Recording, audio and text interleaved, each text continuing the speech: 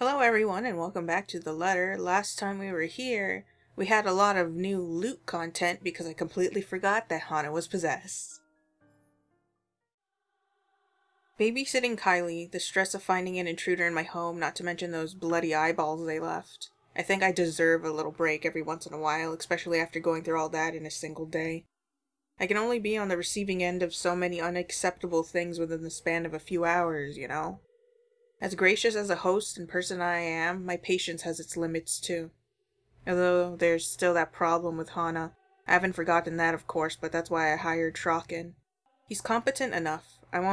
He won't even last a day in my service if he's any lesser than those half-wits who think they can deceive me with sweet words. He's more than capable of working on his own without guidance. Let the butler take care of that little problem with Hana while Hana.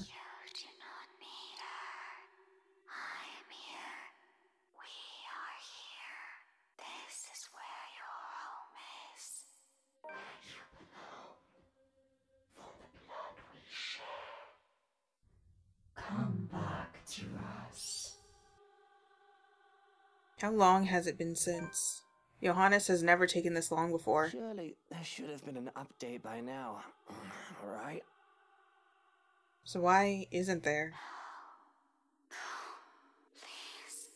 Please don't go. Bloody hell, the cretins I've surrounded myself with.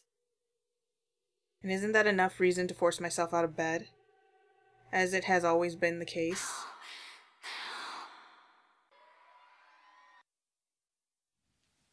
My eyes fly open, expecting the warm rays of sunshine filtering through the curtains. And another peasant managed to break into this house just the other day.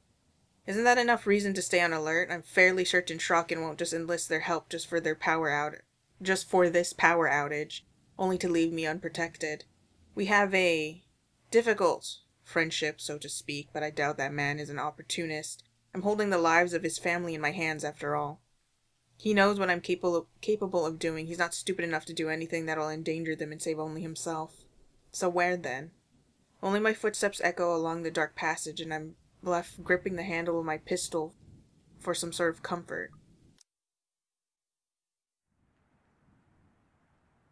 And from where I stand at the top of the stairs, I can easily make out their forms, recognize them even. It's all gone crazy when these intruders come into my house. I'm no stranger to a cop playing dirty. The smart ones knew that neither life nor criminals are going to play fair. But Lily, the estate agent, she doesn't seem the sort.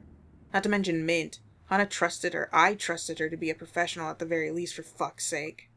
Well, well, what have we here? If I were any less sober, I'd say this is the beginning of a joke. Bloody trespassers. What is wrong with these people? Did they really think I'll be fine with them walking into my home like this? What are they even doing in here? If I didn't know any better, they might also be behind Hana's disappearance. That's right, my love. They must have a motive. Make them pay. And it better be a good one. For all the wrong they've done to us.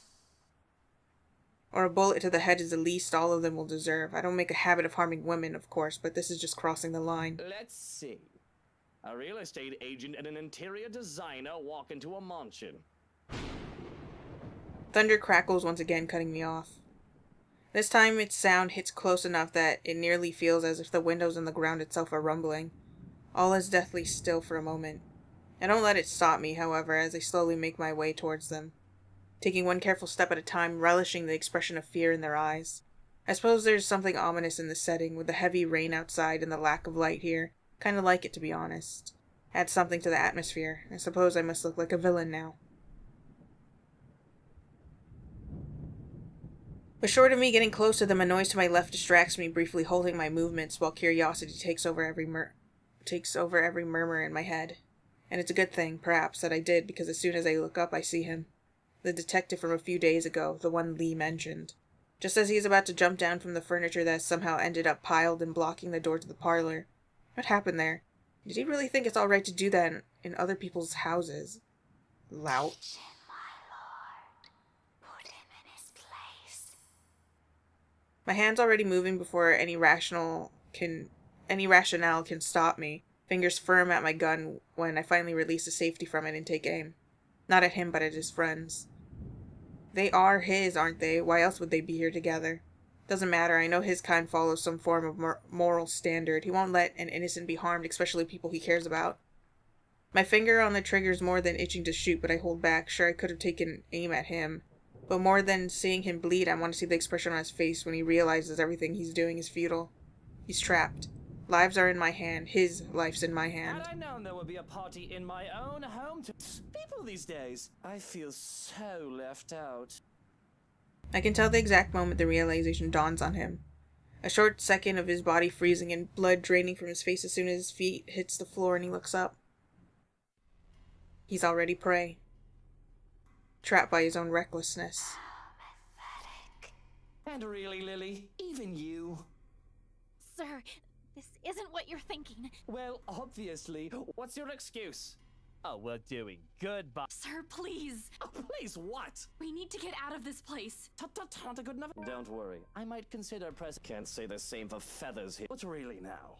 I swear! People need to stop breaking into my house! This is how you want to start the week. Why don't we just go with a bloody massacre?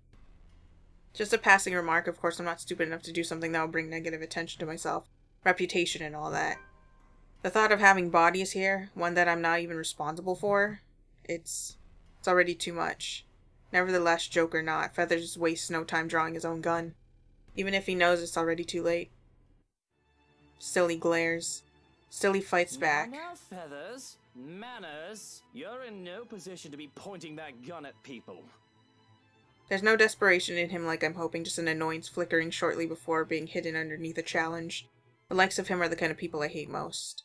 Even with their failures already glaring down at them, mocking every worthless move they make, they have the impudence to stare people in the Why eye. don't you put yours down first, and then we'll talk about manners. Oh, he talks back. The gall! You know, your kind pisses me off so much. Annoying most of the time, like a damn pest you can't get rid of. But to some degree it is commendable. I'll give him that. After all, we're almost the same in that regard. Almost. I'm still the better person, of course. He tells me to put the gun down, but I see no reason why I should. I'm a homeowner in defense of my own home. I have the right to, I like to think. Questionable permit of firearms aside. Questionable permit? You mean no permit at all? It's not like I wanted this. But I'm already high-strung and their presence does not help. Bloody peasants. I can never seem to figure out how their minds fully work. Take this one for example. Despite the pride brimming in him how he matches my glare with one of his own, he simply lowers his pistol after a long second, not in surrender. The tense set in his shoulders tells me as much, but the closest he can get to lowering his own ego in favor of something I can't quite place. Interesting. Gotta admit, I'm almost disappointed. This is the third time this week, and I'm really getting weary of this little game. Did the NCA send you to apprehend me? Or has somebody paid you off to kill me? Which one is it, Feathers? Mind you, my arm's getting tired. Better answer quick if you don't want to beat the business end of this gun. He's a trained officer, isn't he? But not many bother to be as cautious as him. One glimpse at my handgun safety earlier is all it took for him to see I mean business. Similar. Too similar. We're too alike in so many little ways it's funny. Down to the fact that he doesn't even flinch no matter how heavy the threats in my words are. Hannah? Oh, Luke, darling, my love. What do you think you're doing out here this late? The woman that stands there is the one that I married, the love of my life. So why is it that the look she gives me now makes me feel so revolted? Makes it so that there's just a general sense of wrongness in the way she smiles at me. Hannah! Oh, thank goodness, it's just you. Oh, you gave me quite the fright. We've been looking all over for you. Saying this makes my tongue feel heavy. I'm so used to lying, to putting on a face, but this just feels so wrong. It's just a small lie, yet a big one at that. To be afraid at the sight of my own wife for no apparent reason is illogical, yet her mere presence has been disturbing. From her suddenly devoted and near-dependent nature, her obsession and possessiveness, to her strange way of speaking, something has been wrong with Hana as of late. I don't want to admit it, but it was almost as if she turned into another person overnight. and looking up at her now only seems to solidify this. It's almost as if I can't recognize my own wife. Let me. Whatever for, my prince? Look, that doesn't matter right now. You need to get out of this house right now, alright? Stay in the penthouse for a while. Leave our home? What if I wish to stay? It's not safe here, darling. Now is not the time to explain. Just listen to me. Okay, Buttercup? I hold out my hand to her in hopes that she won't ask any more questions. I shove away the ill thoughts I have about her, about how this is not the wife I've married. Man, you trusted that instinct to keep alive at this point, and now you're screwing it up. People change, and now is not the time to have some sort of existential crisis about it. Our safety is priority right now, and I'll feel better about all of this as long as I can have her by my side. But she barely budges from her place atop the stairs, let alone take my hand. And the way she looks at me just sends chills down my Why spine. should I? Is something the matter? What about you? Are you not coming with? What was I supposed to say? Where to even start? Maybe just confess to some crazy lady roaming around, and I'd really like it if we stayed safe. Just need to leave for a while so I can let security sweep the place. And someone has to be there, yes? To supervise and all. That'll be my job, Buttercup. Still, nothing. She doesn't move from where she stands, still with that amused grin on her face as if this is all some funny joke and she's the only one who can see the But punchline. I do not wish to leave. And you should not either. You've just arrived, my prince. This is your home. Our home. Would you really allow others to drive us away from it? Be that as it may, it is dangerous here right now, and I'd rather have you safe than, oh, I don't know, comfortable or whatever argument you wish to bring up. This is ridiculous, Hana. We shouldn't be discussing this. You need to leave now. Let me handle things here, Buttercup. It is then that her expression turns absolutely horrific and everything turns to complete and utter shite. Hana's body shudders and shakes as if she's about to have a seizure until her visage ripples and changes. Golden yellow hair is slowly stained with inky black, and her face melts into that of the woman, the maid from before, with a menacing expression on her face. Along with it is the shifting of the very ground we stand on. It's a slow thing, a whisper more than a bang, as the darkness creeps into every corner of the room. The walls shudder and groan, blood runs from the ceiling, crawls down the walls, and stains the floor. It feels as if life itself is being sucked from the house slowly but surely. The beauty of the place is gone, with only the dead, decaying remains of a mansion left in its wake. I don't have to wonder if it's just the foyer that's become this nightmarish place. I can already hear it. Gone are the growling of thunder and the lashings of rain and wind against the foyer's high windows. All of it have been replaced by a more grating sound. A cacophony of voices from nowhere and everywhere echoing around the now horrid walls. What's going on? All throughout the house, shouts of alarm and surprise ring out, a mirror to the horror creeping up in each of us. Who wouldn't be shocked? This is insane. At the sight of it, Lily trembles, hugging herself closer while Feather stands protectively in front of her. Brave of him, I have to admit, to put himself in the front line like that, though it doesn't necessarily mean he doesn't feel the same fear as the rest of us. Something I don't blame him for. There seems to be no end in sight to this insanity. If anything, this only feels like it's the beginning of the end. Oh my god, please, somebody, anybody, who are you? Stay away! No, stay away, stay away! I'm not afraid of you, you spook! This is one Scotswoman. You aren't getting into an early grave without a fight! No, she's here! You've gotta let me out! She's gonna kill me! Someone! She's... Their screams fill the mansion. She laughs all the while, a harsh, agonizing sound that goes on for what feels like forever. Till there's nothing but silence, her horrid smile, and pale hands reaching out to me, calling, beckoning, pleading.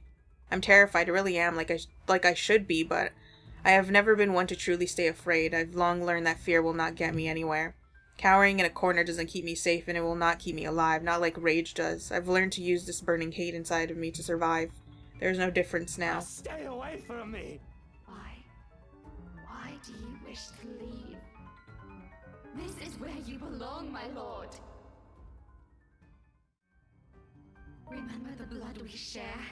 This is your home. Don't you remember? You promised to return, to stay.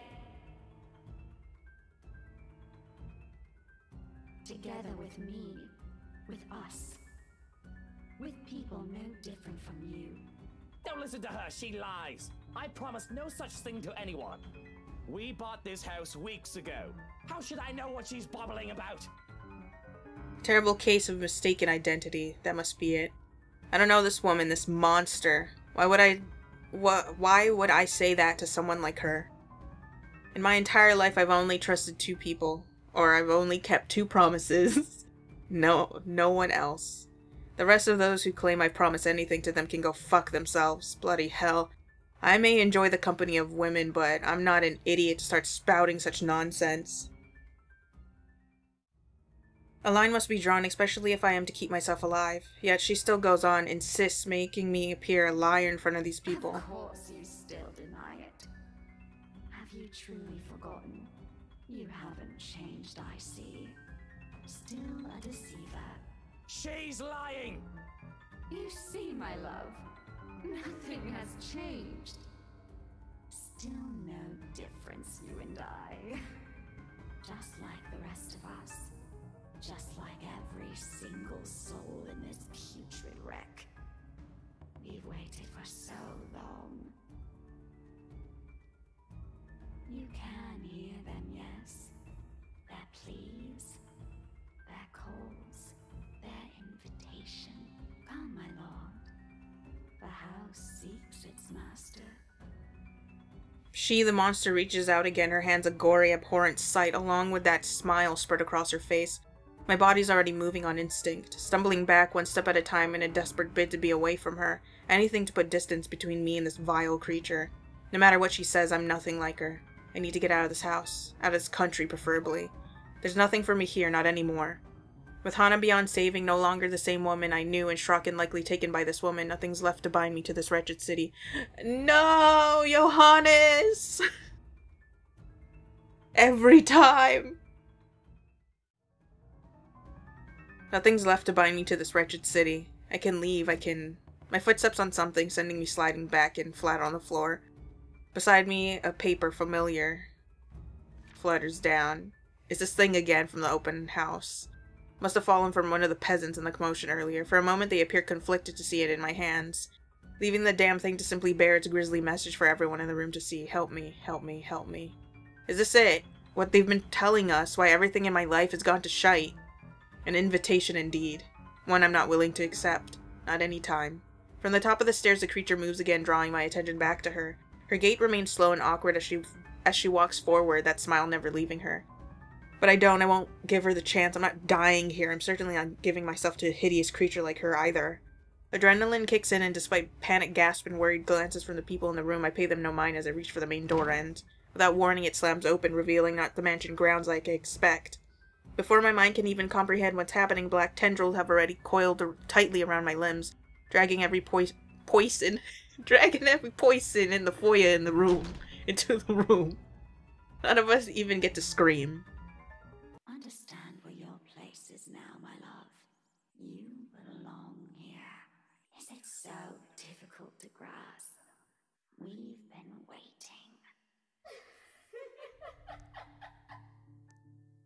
There's a moment of panic when the feeling of the tendrils around my limbs finally dissipates. As soon as my eyes adjust to the darkness of the room and I'm on my feet, I'm reaching for my knife and holding it out, watching, waiting for every movement, using it as a way to put distance between me and these peasants. Who knows what they'll do now? We're all desperate to get out of this house. There's only 4 of us in this room, 2 of them friends at that. Though Min has already gone loon, crouched in a corner and muttering to herself. If anything, she's the one I should watch out for. I cannot trust these people not to turn on me. I cannot trust anyone. Not anymore. Not after this. Despite the pleading look Lily shoots my way while they huddle in the corner behind Feathers. But I have to remind myself that even people like her are capable of doing the unpleasant. She's only human after all, it's never an excuse, why even Hana has her cunning, manipulative moments, so she does it much subtler than I. Why else would Lily show this letter to us a day, if not to save herself? I guess that backfired on her now that she and her own friends are also stuck here. Still, I have every right to be livid. Everything that I've built has fallen apart. All because these people came into our lives. All of you! This is all your fault! If I've died to this bloody case, I'm taking you all down with me! Calm down, Wright. The situation's already bad. You're just making it worse. You shut your mouth! If it weren't for you, or this letter, for all of you, none of this would have happened. Hana would still be. Suddenly, Mint steps up and slaps a knife from my hand. Whoa, somebody else did it because we don't have Hana. How dare you! How dare you put that blame on us! Without batting an eye, glaring at me as if she might just rip my head off in that instant, said knife slides uselessly under the table out of my reach. I've almost forgotten she's here, her ramblings having faded away in the shouting. I should have also expected she's not the kind to submit, even under threat. Right now, all of us appear smaller, facing her anger. Last I checked, we were only trying to save you from this! And what of Lily over there? You were there when she showed us that paper. Are you saying she is responsible for this mess? For the lives this sordid letter took? Dragging other people into her own problems just so she could save her little sorry self? You think I haven't seen that before? Getting tired of your double standards, Mint. This curse is an entirely different issue, Whiskey. But, knowing you and the kind of person you are, I don't doubt that even without that letter you would have— Please stop! All of you stop this! To hear Lily speak out loud, I can't say I'm not surprised. She has always given me the impression of someone so meek from the moment I've met her, either from her inexperience or her station in life. She has never struck me as someone fitting to be a real estate agent. If anything, that meltdown she had during the open house had only proven my assumptions, until now. Quietly, she puts herself between me and Mint, cutting whatever scathing words we've yet to hurl at each other. The way she glares at me, it reminds me a little of the way my own mom would look at me, particularly when I've done something wrong. And it's not a stare she's unused to showing. She has done this before, probably to a younger sibling. She only sees us now as a pair of squabbling kids and not two mature adults. Well, that's only to be expected. No doubt that's how she sees us. For a long moment, there's only silence in the room. Feathers, for all his guts, doesn't even dare break it, merely watching us. Where did all his bravado go now, huh? Not that it matters when Lily starts speaking again after some of the anger and tension has lifted from the room. Stop this, please! With or without that damn piece of paper, A deep breath, an exhale, and then she closes her eyes, a crease forming between her eyebrows while she grips her hand tightly in front of her. we still would have ended up in this mess. The atmosphere that descends into the room right after that admission is anything but pleasant. Can I call it that, an admission? It seems like it from the way her eyes nervously flick between her friend and I. She appears to know more than she lets on, and how she makes herself appear smaller after dropping that bomb on us doesn't sit quite well with me. And patience is something I don't have the luxury of having right now and bestowing upon other people. What else does this girl know? What else is she not telling us? Because from the looks of this, even her friends have no idea what she's talking about. Unwilling to wait, I grab her arm before she retreats without explanation, waving the letter still in my hand in front of her. Ow! Sir, you're hurting me! Hey, hands off her, right? Fuck off, Feathers. I have questions for your friend, and she better have the answers. Then stop taking it out on every single person. Your friend is hiding something. She struggles for a moment, but my hand eventually forces her to look up at me. Fear and uncertainty spreads across her features, especially when her eyes land on the damn paper. As much as I want to be considerate right now, I want answers. What do you mean, Lily? I'm not sure about it. Don't give me that. You know something. Ow! Please, sir. I know the paper's useless, okay? At the mention of the letter without warning, Mint snatches the paper out of my hand. It's a miracle it didn't rip right then and there, but the way she glares at it, I think she may want to do exactly that. We should have gotten rid of this thing! We should have burned it at the first opportunity we got! No, even if we rip it to shreds, it won't do anything. I think... You don't know what I've seen, Santos. There were children! Victims! All because they had no idea what this thing will do to them! Oh God, those poor souls! They were screaming and begging before she... Then what about those people they mentioned in the news lately? All those who died? My coworkers? The open house clients? None of them had seen it.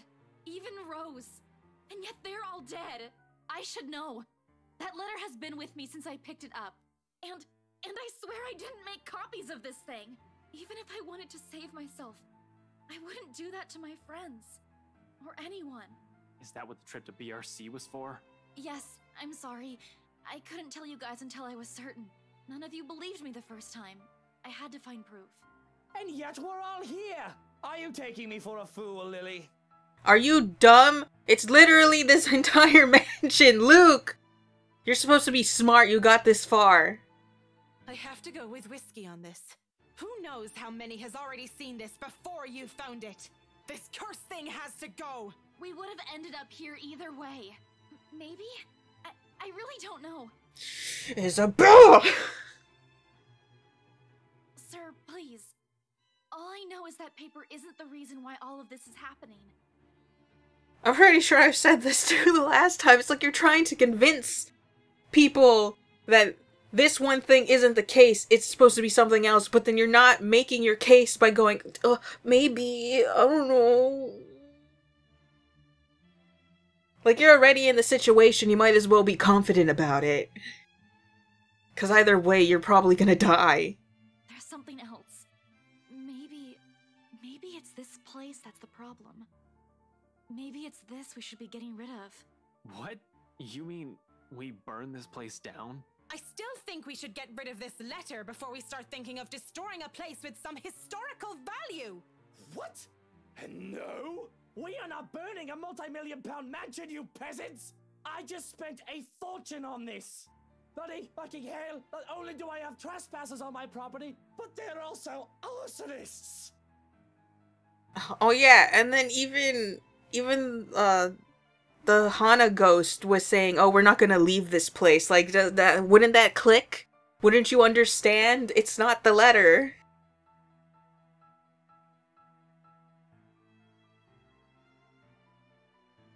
How dare they suggest something like that, bloody peasants. My head's already aching just listening to them, to think this is all the solution they can come up with. Should've just stabbed all of them and made a run for it. Doesn't help that with each second we spend talking here, the crazier this whole place gets. The voices have become louder and somehow sounding more vicious. If the things in this room start floating, mark my words, I will fucking flip out. And they may not be thinking of it right now, but eventually they'll turn on me, such is the nature of humans. Better find a way out of this place as soon as possible if I want to stay alive. Fuck, I still have so much to do. None of our choices seem sound, but who knows? We don't understand a shite about this place, might as well try everything, yeah? Whatever works. If I also have to be the one to make that bloody decision, so be it. Less room for error with the only sane one doing the thinking. Yeah, sure. The only sane one. On the off chance I'm wrong, well, they suggested it. I decide to...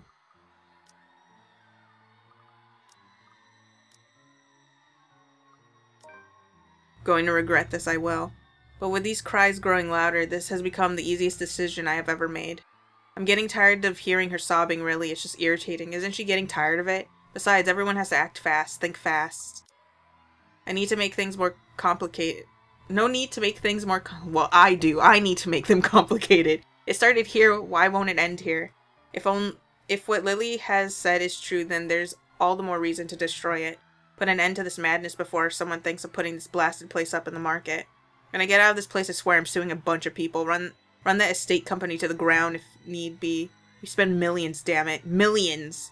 With a sigh and perhaps a heavy heart, I open one of the drawers in my study table, taking a bottle of liquor out for myself, then passing it onto every occupant in the room. They accept it, but not without a look of protest or a confused glance my way. It does shut them up, so maybe I've done something good. Even more when I pop the cork of the bottle and pour its contents on the floor. What are you simpletons waiting for? We waste no time dousing the whole room, the smell of alcohol filling the air. If I didn't know any better, I'd say they're more than eager to set this whole place on fire. And the blaze catches easily in this room when I set it alight, using the blasted paper as kindling. With the whole place drenched with wine and all manner of things alcoholic I've been hiding from Hana, the small fire soon turns into an inferno. In a matter of seconds, we're out the door. Hana had called me out on this numerous times before telling me of the same thing. I've always told her she doesn't know half of it before completely dismissing her concerns. Worry wart, that woman. Turns out it'll be useful now. This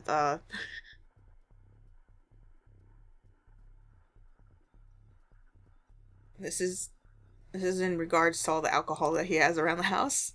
Not to drown out my sorrows, but for this wonder of wonders, though I suppose I can now say it has also saved my life.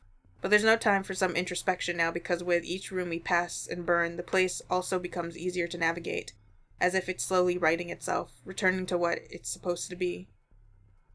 Soon we finally find ourselves standing before the main door. I have to remind myself she's no longer Hana. The woman I loved is gone, and she stands before me. And who stands before me is nothing but a pale imitation of who she used to be. and I don't waste any time pondering over it. Not with the exit just a few steps away. The doors finally open, and through it I can glimpse the world outside, safety. However, I do turn, if only to see the last of her. A farewell more than anything. For all her attempts to lure me, draw me in, her wishes to be with me, she does not stop me when I finally run from this horrid place. Quietly she disappears. Although Luke Wright has won his legal battle with Briar Realty Corporation, another tech leak places him and Wright Enterprise under the spotlight months later. This time, however, with the then Chief Inspector Harvey Lee's sudden absence, the businessman isn't able to escape close scrutiny. In an investigation headed by LPD's Detective Inspector Ashton Frey, all of Wright's Enterprise's illegal business dealings within the past 10 years come to light. Although his involvement with other crimes is still being investigated, the disclosure has caused a huge outcry, especially with this city's business sector. Sued on multiple grounds, the company is ultimately forced to shut down. Meanwhile, to avoid public outrage, the once affluent businessman immediately leaves the city. All of his bank accounts have been emptied, including his Luxbourne apartments, leaving not a single trace or clue where he might be hiding. The last anyone has seen the man was on a flight bound for Ireland. Till this day, no one has heard from him, even his people from the old Wright Enterprise, who have all been left to deal with the aftermath. Though over the past few months, after the situation has calmed, some have made claims of spotting him flitting in and out of the city, if only to check on those he has left behind. Months after her recovery, Marianne McCullough heads back to her homeland, ready to close a chapter of a past she has left hanging for so long. There she visits Lorraine's grave, asking for forgiveness from the girl she once loved, something she has intentionally avoided for years. In spite of this, a different regret still clings to her, one that has been left by what she has witnessed inside the Ermengarde mansion. She never returns to Luxbourne after, leaving her interior design company in the hands of her secretary instead. But with her absence, the business eventually declines until they are forced to shut it. Unexpectedly, she turns to music years later, hoping it'll someday drown out the voices and the gruesome memories still lingering in her head. By some stroke of luck or an unfortunate circumstance of fate, Marianne encounters Luke Wright once again almost a year after she returned home. She meets a man in the local marketplace, newly settled, fumbling, and confused.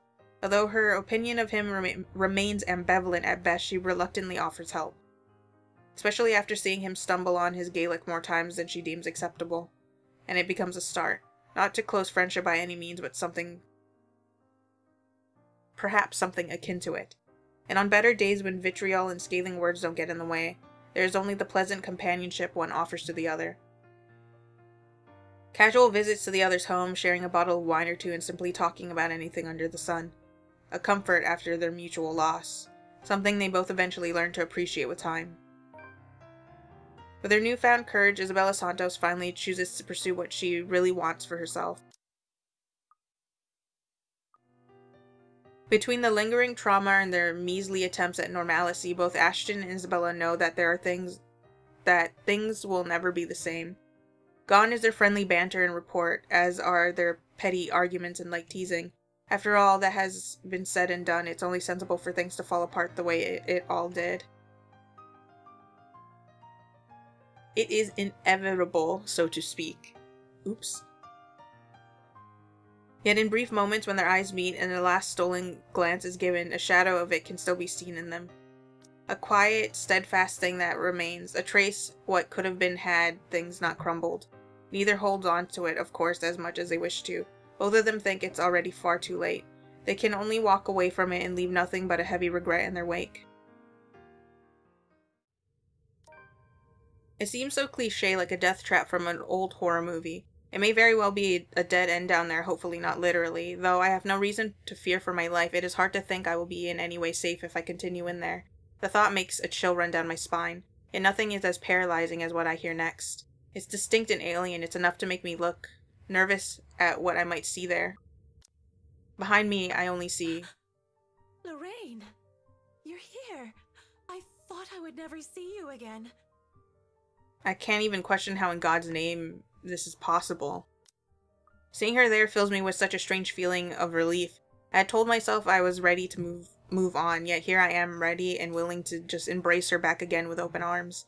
Her beautiful blonde hair, her soft lips with skin so fair and swaying hips. She laughs, and the smile she sends my way as she walks over makes my chest feel tight. but her eyes are the most beautiful of all. I'm so sorry. I must look like a right mess. It's been so long. I'm here, Em. I'm here now, don't you worry. Come here. It takes everything I have not to tear up at the sight of her. She reaches out and slips her fingers through mine before pulling me away from the tunnel and towards the mirror. Our reflection, a grown woman and a teenager barely past her prime, lends a bizarre light to this whole scene. I can't imagine how you've been so alone all these years. I left you, Lorraine. I didn't mean to, but that's what I did. I don't even know if you can ever forgive me. Don't cry. Doesn't suit your pretty face. Besides, I don't have to be alone anymore, do I? You're here for me, aren't you? You'll never leave me again, will you?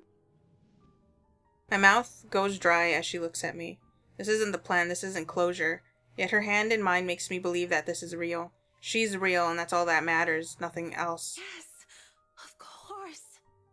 I wouldn't dare leave you. You swear you won't leave me? I swear to God, I won't, Lorraine. Though her smile remains, I can only describe her expression as sad. She walks around until she stands just behind me and wraps her arms around my waist. I nearly crumble with how I am in her arms once more. And when she puts her chin in the crook of my neck and I feel her hot breath on my neck, I'm filled with both joy and grief. The scent of chocolate, almonds, honey, and beer surround me. My first taste of love, the love that I denied. It had been so bittersweet. God's not the only one you're making promises to, Marianne. Swear it to me. Or, even better, prove it to me. I'll stay forever with you, Lorraine. I swear it to you. How do I even prove it to you? Simple. She presses something in my hand. A large glass shard from a wine bottle, cold and sharp. She's suggesting that I... For me. Lorraine! That's... How can I? How can I even do such a There's thing? no need to be scared. I'll be here for you until the end, Marianne. Even if you hadn't done the same for me. But that's the only way I can forgive you. The only way we can be together again. What should I say? I recognize his concern for what it is. It's not new for him to go out of his way for us, and to be honest, it's not new though for him to go. This is what I love about him. As much as I would have loved to take this off his hands, it'll only be selfish of me to insist, considering he knows of my other commitments.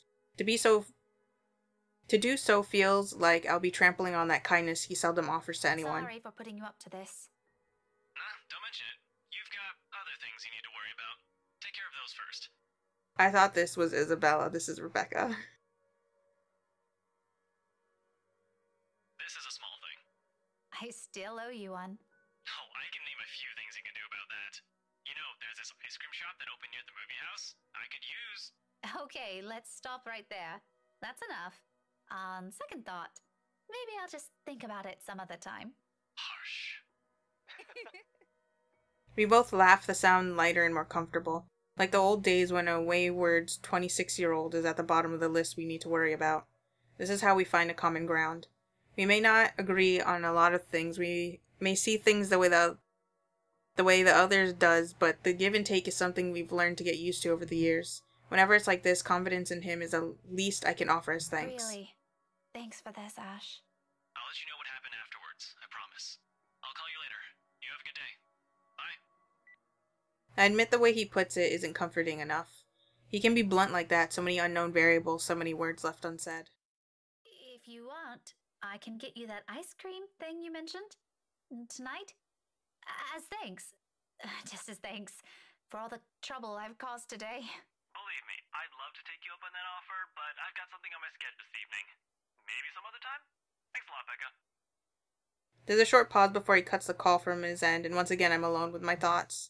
But rather than answers, all I got from it are questions, more of them, one on top of the other, as if the world isn't planning to give me a break anytime soon. But that's a problem I'll tackle later. Right now, I've got students who need to be taught follies of eavesdropping if the slightly open door and their smothered laughter from inside is an indication. Mind you, the little me hasn't recovered yet. Oh. I kicked him in the balls this time around and was not expecting this. And I apologize to Kylie. My future generation never survives from this. We are going to have more than words, woman! It's not like you want kids, so who cares? You don't need them. You might as well just get a vasectomy at this point. I don't allow Kylie hear his tirade and cover both her ears with my hands. As fond as she is of the man, there are words he shouldn't be saying to in front of a child. They're all criminals? It's in their genes? Come here and say that to my face, you bastard! Ash, don't. I realized my mistake only after her whispered plea reached my ears. Isabella's fingers dig deep through the fabric of my jacket as she tries to hold me back. True, I shouldn't have put myself out on the spotlight like that, but this guy, this fucking guy. But who is this loud young man? He glances at me like I'm a flea, a pest. But it's more disgusting how fast his expression changes once he spots Isabella behind me. Recognition flashes in his eyes the moment his attention turns to her. I do recognize little Lily over there, though. Hello, long time no see. Is Pipsqueak your friend? Yes, sir. I'm sorry. He didn't... Don't apologize to him! He doesn't deserve it. I can't believe you're all just listening to his shit! You have to calm down, Ash. Should have kept my mouth shut. Hey, stand down! I'm so sorry, Mr. Wright. Luke, you have to excuse him. He's under a lot of stress. Just got removed from a case and the man is an acquaintance, you see. But I'm not taking any of my words back because he's an utter bastard. From the way he stares at Isabella to what he has done to Zach, it all reeks of the rot that is Luke fucking Wright. Even after so many years, nothing has changed. He's still the same slimeball who does everything to get what he wants. A thief is a friend of a cop? Now that is the start of a joke if I've ever heard one. A thief and a cop walk into a bar. He's not a thief! And yet we found him trespassing on my property. There are eyewitnesses, and his grubby prints are probably all over my pristine walls as he was breaking in. Face the facts, little policeman. You've made the wrong sorts of friends. He's not a criminal! That is the truth, but with the way everyone is looking at me right now, this must have been how Isabella felt when we won't believe her about the letter. Just the thought of that leaves a bitter taste in my mouth, and here she is caught in the middle of this fight I've started. Tell him. You know Zach. He's not the kind of person who'd do this shit!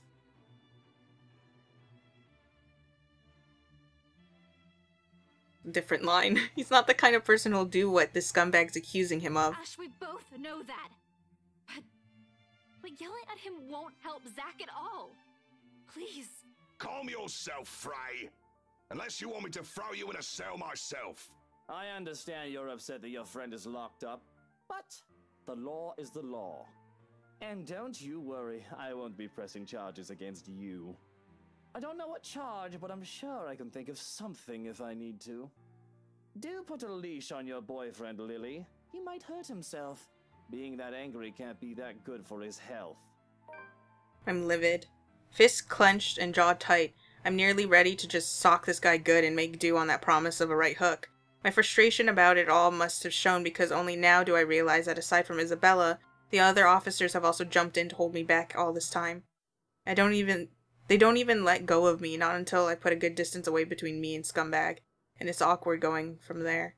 The precinct is quiet, though the usual hustle and bustle of activity stayed. Everybody is making a concerted effort to shut their mouths about the whole scene. I wish they made the same effort to keep themselves from staring at me, though. They all want to talk about what just happened. I know, damn it! Somehow admitting that out loud feels like a release in itself. As if a dam has been opened, every pent-up frustration spills from my mouth before stopping myself occurs to me. Seriously, it's one bad thing after another. First I get kicked off my own case, now Zach's in jail, and still no word from Rebecca. To top it all off, there's a ghost, a damn ghost of all bloody things, going after us. Everything's such a clusterfuck. Ow! Without any warning, she gives my forehead a hard flick. A sense of deja vu hits me. The pain is fleeting, but enough to stop my tirade. She appears completely unamused when I glance at her. There's no trace of anger in her eyes, though. Even lacks the sharpness Rebecca has when scolding someone. Hers are softer, but doesn't fail to nail the disappointed mother look. I literally just remembered that I forgot to go back and kill off Ash in the last one. God damn it, now I gotta go do that after I save somewhere here. All at once, regret replaces annoyance. You don't have to act so pissy all the time, you know? Well, she's right about that at least. Not everything's gonna go your way. That's something you'll have to live with. That's just how it is. Easy to say, but the moment everything goes south. Well, that's why we're here, right? It doesn't always have to be just you. You'll miss a lot of things in life, the good things, if you keep thinking like that. If my mama were here, you'd get a scolding. She throws a quick smile my way, then turns her attention back to the window. Her gesture leaves no room for an argument. For some introspection, plenty. The whole thing did serve to clear my head, and just like that, somehow everything doesn't look too bleak anymore. Isabella has always had that effect on people. Gratitude and apology almost form on my lips. Though before the words even fall, my phone rings, effectively cutting through the conversation.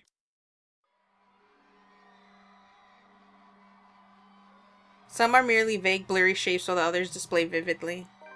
Over and over, along with every voice, every whisper, they shout, they cry, they wail, all asking for respite from an eternal torment. However, there's no time to make sense of it all.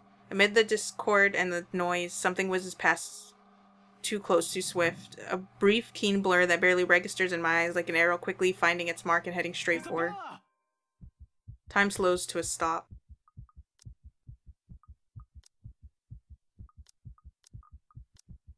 In one moment of clarity, my body moves on its own, heart pounding hard against my ears, blood rushing through every vein. Spurred only by adrenaline in a desperate bid to reach her crouched, unsuspecting form end. I don't even get to yell for her a second time. I don't even get to call her name. An acute pain bursts through my chest in the next instant. All of a sudden, everything around me feels too sharp, every edge, every point. Even the act of drawing a deep breath alone stings and burns my lungs. Numb, I feel numb. A hand comes away bleeding, shaking while I can only let out a wet, ragged laugh. Soon, without warning, I'm going down on my knees and the whole world is pitching sideways. An arm warm and welcoming is on me the second I stumble back, catching my fall. Isabella has always been warm, after all. Ash? Her hands are shaking, her lips are quivering while she looks at me with wide, fearful eyes. Tears have started to form at their corners, threatening to spill at any moment, and a pang of regret hits me at the sight of it. Ashton? Even for the last time, I can't even give her a reason to smile. Hey, you're crying again. Don't give me that look. It doesn't suit you. I don't think I've ever told you that before. Cautiously, despite the stabbing ache shooting up at every movement, I reach a trembling hand up to wipe them away. Crying has never looked good on her after all. My hands never makes it far, however. Midway, she meets my hand, catching it in a light grip, as if she's all too afraid I might break. Though I already am. Just slowly. The pain is easing, everything's going cold. Shut up, Ash! Don't move, alright? Stop talking! We'll get you a doctor! Someone! Just stay put! Just stay put, okay? You'll be fine. You'll be fine. I like to agree with her on that, reassure her, but I've gone through a lot, survived a lot of shit. It doesn't take a genius to figure out that I'm done for. Whatever hit me, a hole to the chest is fatal enough. I don't think I'm going to bounce back from this. I'm dying. Sorry. I should be afraid in this moment, yet I'm not. No fear, no dread, just an acceptance. And a deep regret as she appears before us, her voice echoing throughout the foyer.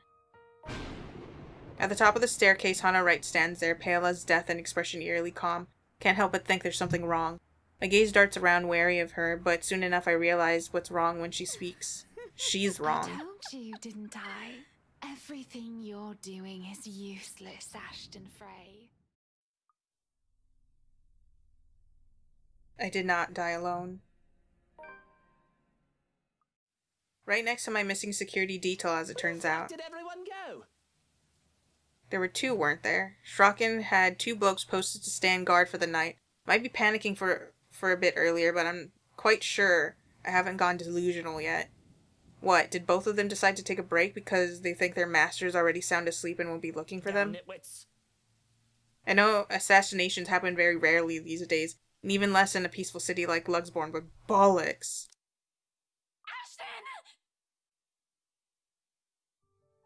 In the next second, he falls down on one knee, desperately trying to keep himself up with what strength he has left. But eventually his whole body caves in, taking the horrified Lily down with him, muttering quietly to her as something distinctly red flows from his body. Blood? This man isn't supposed to be dead yet. He isn't supposed to. I didn't shoot him, I'm sure of it. So what killed him? What in bloody blazes is going on here? Is it so wrong just to want a quiet night where nothing needs attending to, just one normal night? Quickly, everything has turned crazy with perilous happenings that are hard to explain, but it seems that when it comes to me, death is always around the corner. I want to look him over. This is going to cause more problems. All this screaming and crying for a detective who's died for no apparent reason is giving me a migraine. I need to get all these people out of my house one way or another. But in the blurry mess of my vision, none of this registers enough to compel my body to move. Nothing does, except for the voice unexpectedly ringing above the Discord, and when I finally gather the strength to look up. Everything falls away in the background. All that matters is her. I told you, didn't I?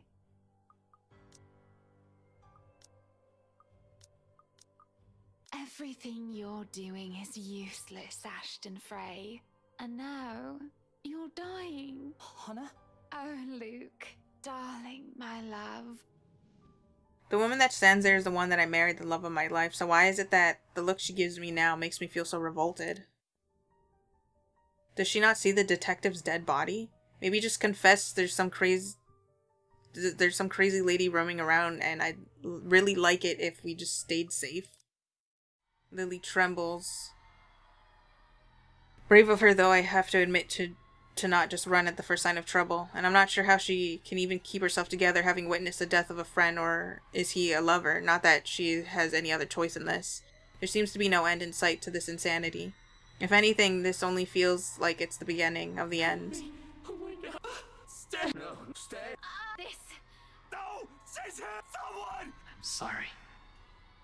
Her screams fill the mansion. She laughs all the while.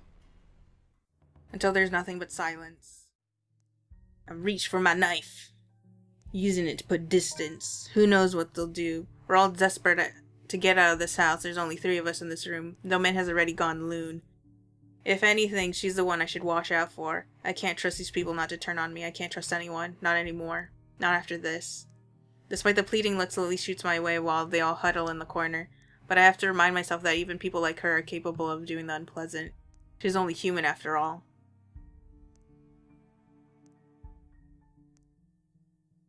You. All of you. This is all your fault. If I'm dying to this bloody case, I'm taking you all down with me. Please, sir, you have to calm down. Things might get worse if we start turning on each other. You shut your mouth. What friend? She doesn't have a friend in here. There's only Marianne, and they're not friends.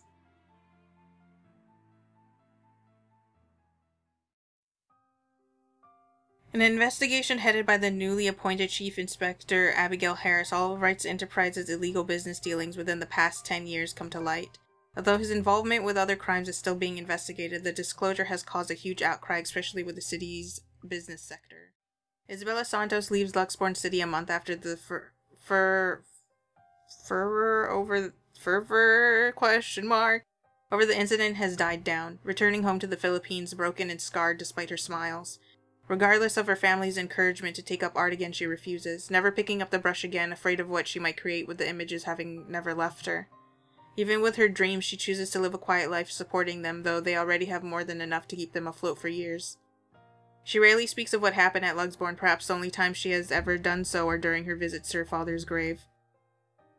But on nights when the rain bursts from the evening sky above, its steady beat against her window, sobs can be heard from behind the closed doors of her room, along with 3 familiar names and an apology their owners will never hear. And we're back. Forget it, Belle.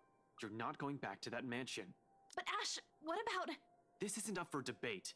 Do you really think they'll just let you in? Do you really think they'll give a damn if you walk in there carrying that stupid letter of all things? No, but there has to be something we can tell them. Ash, they were with me during the open house. They have to know. They're in as much trouble as we are. They're living in that place. That ghost woman came from there. Both her and the letter. Something's in that house, Ash. And whatever it hides might be the only thing that'll get us out of this mess. Alright. Suppose you do find an answer there. What happens?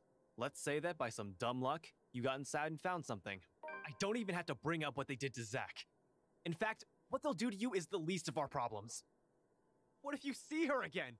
What if she goes after you? What are you going to do? It's not like we have any other choice. Besides, I'm pretty sure you've already thought of the same thing. Admit it. That doesn't mean I'm going to let you run straight into trouble. What you're planning to do is risky. For you. Give it up, Isabella. Zach's already gone! And if you... Realization comes too late and my throat closes up as soon as I realize what has just slipped out of my mouth. There was supposed to be a speech, damn it. Words carefully picked to ease people into the idea, especially her who has seen Zach as that decent older brother she never had as family. The way her expression shifts from terror to disbelief then to anguish makes the horrible lump in my throat feel more unpleasant. There's a sorrow in it, palpable enough as the meaning of what I've said sinks in, a pain I can't even hope to understand, one that we'll all deal with in our own ways. Can't even bring myself to look her in the eye. Unexpectedly, Isabella merely clams up, no resistance, no further argument, like I've come to expect from her. She doesn't even shed a single tear, uncharacteristic. Just a silence that stretches far too thin till the air in the whole room grows awkward and suffocating. A standstill that'll get us nowhere. Although if there's one thing our talk has wonderfully succeeded at, it's making me feel like a total asshole and a hypocrite. And I am considering my plans tonight. Sure, I can tell her, but what good would it do? I do intend to tell G before leaving tonight. He has to know if he's going to be keeping an eye on her. One person is already enough, however.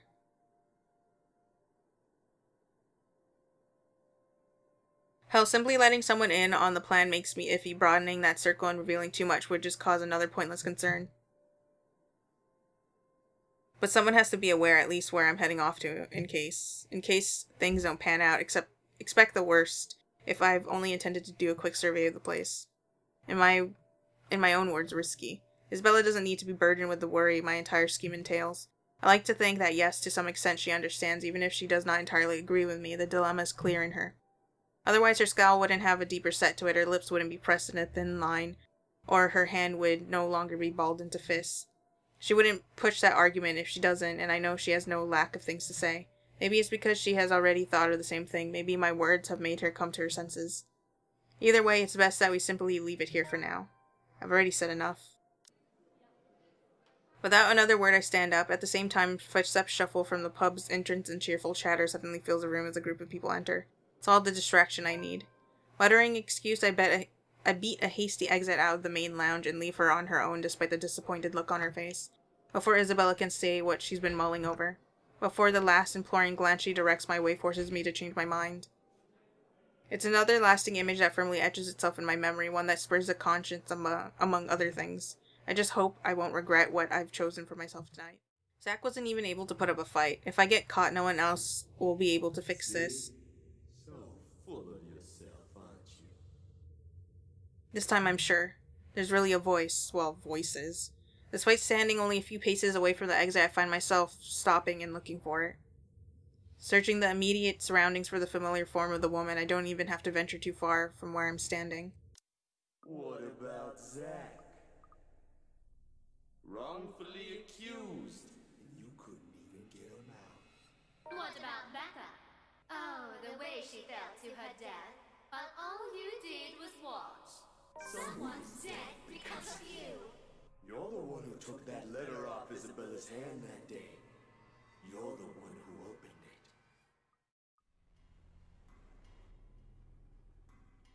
She must have picked it up from where this bastard kicked it off earlier. Where else would she have gotten one? I doubt she has ever used one even. Hell, the way she holds it right now says this guy can easily disarm her in one hit. But there's something in her eyes. Although there's a look of fear in them and her hand shakes, she keeps a weapon trained and pointed at Scumbag's lackey. We both exchange a look.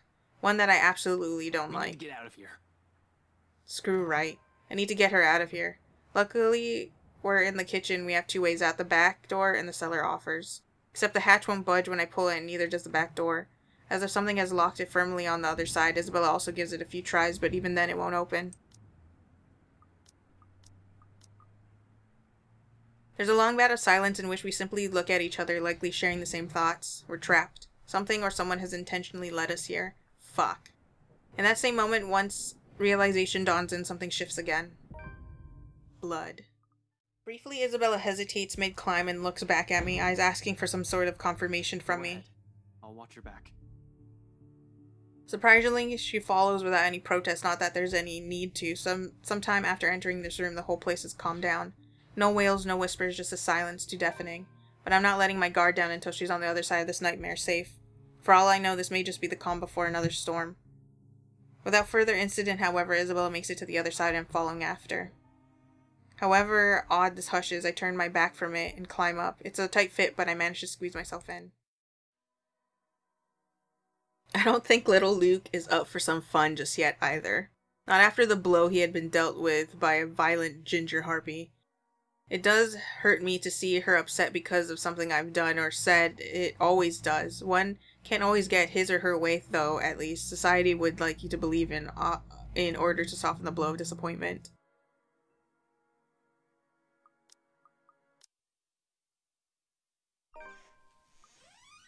Right next to my missing security detail, as it turns out. Oh, the blackout problem. Where the fuck did everyone go? There were two, weren't there? Why does it keep stopping at this point? Shrocken had two blokes posted to stand guard for the night. I might be panicking for a bit, but I'm quite sure I haven't gotten delusional yet. What, did both of them decide to take a break? Suddenly, Feathers steps out and slaps a knife away from my hand. Without batting an eye, glaring at me as if he might just rip my head off in this instant, said knife slides uselessly under the table out of my reach. Playing the blame game isn't going to get us out of here, right? I'll be more than happy to leave you here, if you want to stay. I should have expected he's not the kind to submit even under the threat. This pipsqueak thinks he can intimidate me. What about your friend over there? Are you saying she is responsible for this mess? For the lives this sordid letter took? Dragging other people into her own problems just so... Don't defend her just because she's your friend. She has a lot of things to answer for. This damn curse is an entirely different matter. You dare tell me? Please stop! All of you stop this! Oh, he just automatically chooses to burn the mansion. I guess he's persuaded by Mary Ann and the other one, so he's all like, oh, maybe I should burn the letter, but I could just burn the whole house down. Using to put distance between me and this peasant. Who knows what Lily can do to me? We're all desperate to get out of this house. There's only two of us in this room. She can easily do anything in the world we'll not know. Of course I can easily overpower her. She doesn't look like she can hold a fight on her own. But what if she's in cahoots with a creature? Fuck. I cannot trust her not to turn on me. I cannot trust anyone. Not anymore. Not after this. Despite the pleading looks, Lily shoots my way while she huddles in a corner. But I have to remind myself that even people like her are capable of doing the unpleasant. She's only human after all. It's never an excuse. Why else would Lily show this letter to us that day if not to save herself? I guess that backfired. Still, I have every right to be livid. Everything that I've built has fallen apart. You! This is all your fault! If I'm dying to this bloody curse, I'm taking you down with me! Please, sir, you have to calm down. Things might get worse if we start turning on each other. You shut your mouth! If it weren't for you, for this letter, none of this would have happened! Anna would still be... Please stop! To hear Lily speak out, I can't say I'm not surprised. She's always giving me the impression of someone so meek from the moment I've met her. She's never struck me as someone fitting to be a real estate agent. If anything, that meltdown she had during the open house had proven my assumptions, until now. She squares her shoulders and stands before me, cutting whatever scathing words I've yet to hurl at her. The way she glares at me reminds me a little of the way my own mom would look at me. Particularly when I've done something wrong. Huh. If she only sees me now as a child and not a mature adult, well, that's only to be expected. No doubt that's how she sees me. Not that it matters when Lily starts speaking again, after some of the anger and tension has lifted from the room. Listen to me first. With or without that damn piece of paper, A deep breath, an exhale. And then she closes her eyes, a crease forming between her eyebrows, while she grips her hand tightly in front of her. still would have ended up in this mess. An admission. Wait, what? It seems like, from the way her eyes nervously flick around the room as if she's trying to avoid looking at me, she appears to know more than she lets on. Impatience isn't something I don't have the luxury of. What else does this girl know? What else is she not telling me? Unwilling to wait, I grab her arm before she retreats without explanation, waving the letter still in my hand in front of her. Sir, you're hurting me. You know something and you better have an answer for me. I'm surprised he just doesn't kill her now. She struggles for a moment, but my hold eventually forces her to look up at me. Oh man, does that mean I have to kill Isabella off too? I have to go all the way back. Fear and uncertainty spreads across her features. As much as I want to be considerate, I want answers. I'm not sure. Don't give me that. Ow! Those people they mentioned in the news lately, none of them had seen it. I should know, sir. And even if I wanted to say... And yet we're both here. Are you taking me for a fool, Lily? We would have ended up here either way. Maybe? Sir, please. Maybe it's this... What? We are not burning a bloody fucking hell!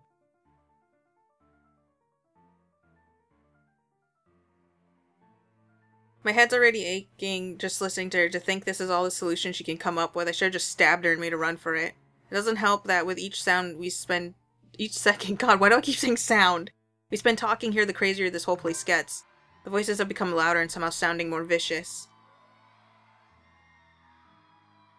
She may not be thinking of it right now, but eventually she'll turn on me. Such is the nature of humans. Better find a way out of this place as soon as possible if I want to stay alive. Our only choice doesn't seem sound, but who knows? We don't understand a shite about this place, might as well try everything. Whatever works.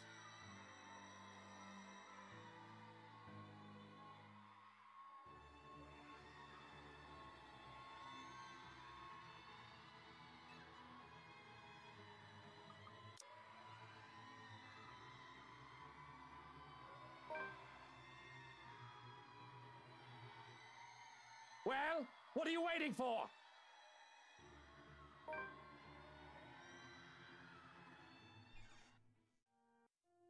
Damn it, I didn't kill Luke! Fucking hell. Ugh, I didn't want him to survive with Isabella, I wanted him to die! I guess the only way I can do that is if I kill literally everyone.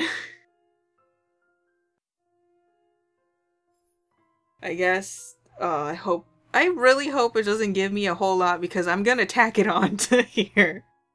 I'll be right back. Sorry for hitting you the other day. After I save. Where is it? Above all, he was not the one who threw the first punch that day. It's really just a gig. Patience can be a tough thing to summon at times, but we didn't get this far as friends if we let our own tempers be the lord of us. It's really just another freelance work. He eyes me skeptically, the same stare he reserves for people he interrogates. I've been on the receiving end of it before early in our friendship. Years later, he's already got the unimpressed police look down pat. There's nothing going on with me and Miss Hana. She was just being friendly. Insisted I call her by her first name. That's all. Believe me, it got awkward fast after that. I wasn't implying any of that. You're not that sort of guy. I know, but let's just get that out of the way. The just-in-case elephant in the room scenario, aight? She's a married woman, Jesus! Not with the image she presents in public. No, but trust me, she ain't any of the things the tabloid writes about her. Like I read any of those. I know you don't. Like I read. But keep it in mind, will you? Will do. Though I can't promise she'll get off scot-free if she's involved. Man, with how you're acting, it feels like I'm doing a solid for your girlfriend. Cut that out, will you? And I'm not asking you to. Besides, what's currently going on here is more important. Alright, lay it in. Recounting everything takes the better half of our lunch, but he manages to listen through the entire thing without a snide comment.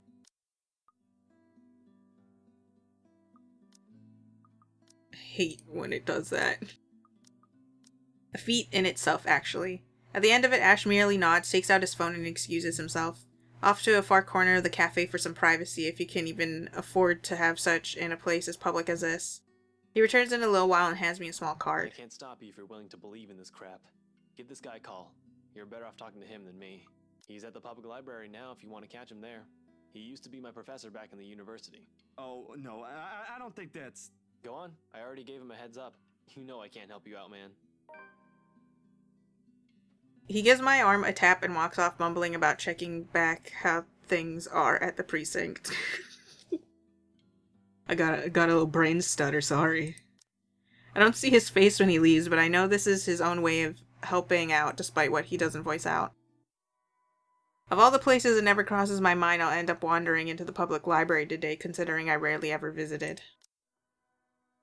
But after Ashton went through the trouble to contact the professor, I can't just ignore it. Nothing but quiet greets me inside, though. Not the typical mum one would associate with a library, but one akin to a hush prior to an impending trouble. In fact, you aren't the first one to ask me about that recently. Although, word of the mouth is, someone has already bought it. Ah, yeah. The right couple. I know I said some real weird things the other day. If this is still about that, I'm not taking it back. You know, I probably could... Oops, ow. I probably could have put Isabella into a coma to see what happens, but, like, I was kind of on a blazing trail of, God damn it, I need... gotta go back and kill everyone again. It wasn't just a trick of the eye. In an instant, he sits up, every trace of amusement gone from his face. He clasps his hand in front of him and leans forward. A minuscule gesture meant to ease, yet the grim expression on him tells a different story altogether. Oh, you're right. There really are some odd things going on here lately. Wait, what? Did I just hear you say that? I'm not kidding, Zach. Speaking of the other day, did you meet with Andrew last time? I want nothing more than to punch the fucker and show him what for, but I have to remind myself to stay calm.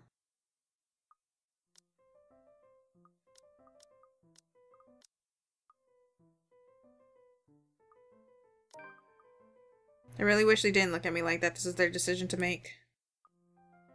But if they want...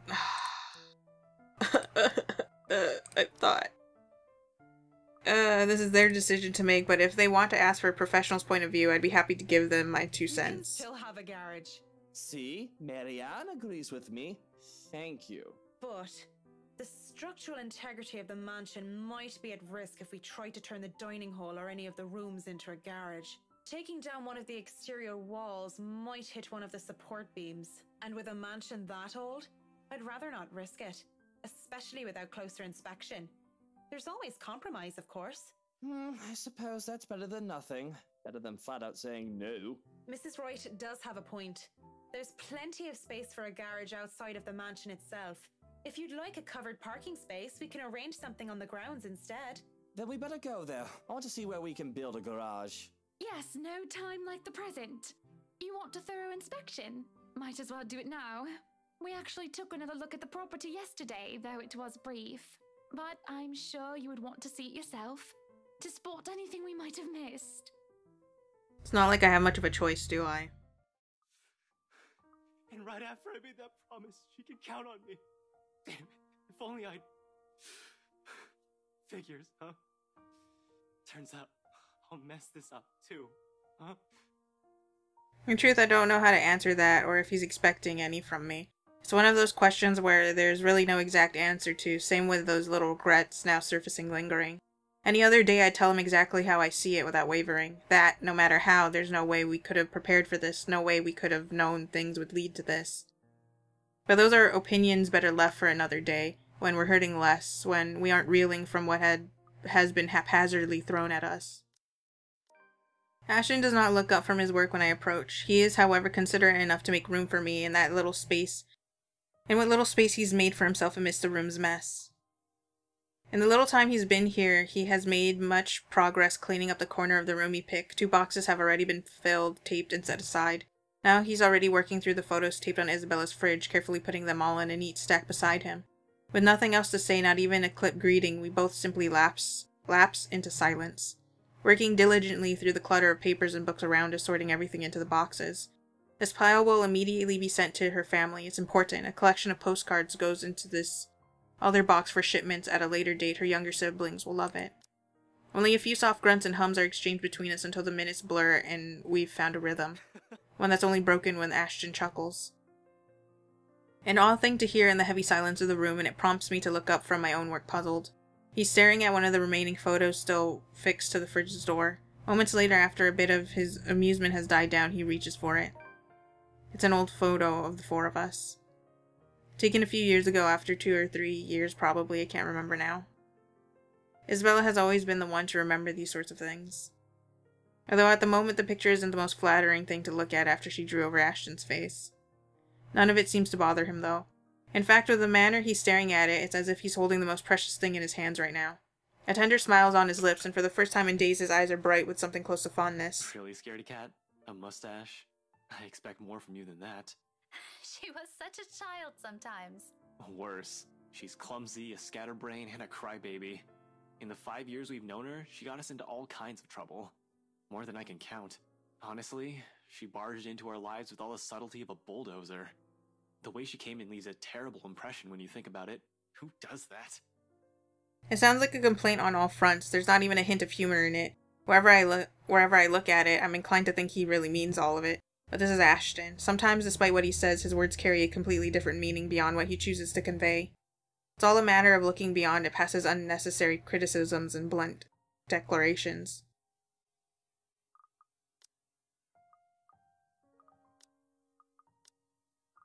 I can hear a but in there. At my words, he stiffens, like a child who had been caught in the middle of his lie, but the unspoken question in it has struck true. Little by little, his posture eases, a gentle expression spreads over his features as his thumb moves over her face in the picture. All a memory now. Though even before he answers, even without his eyes trained on me, I already know. But it's people like her that you don't forget. It's the little things they say, the smallest sighs, the quiet proclamations, and the hushed gestures, that roar louder than any. It's in the way he looks at her, smiles at her, and speaks of her, and the manner the sharp edges of his features softens at the mere thought of her. Grief underlines all of it, the yearning, but in that one fleeting second, this is the one truth he will hold against the world. He loves Oliver. Despite the hollow ache in my heart, only a hum of agreement makes its way to my throat. An acceptance. This will always be a part of him. She will always be a part of him, in the same way her presence has wormed its way into Zachary's life and mine. If he never wishes to part with this, I won't blame him. That sentiment goes for all of us. Do you think she'd be okay with it if I keep this one?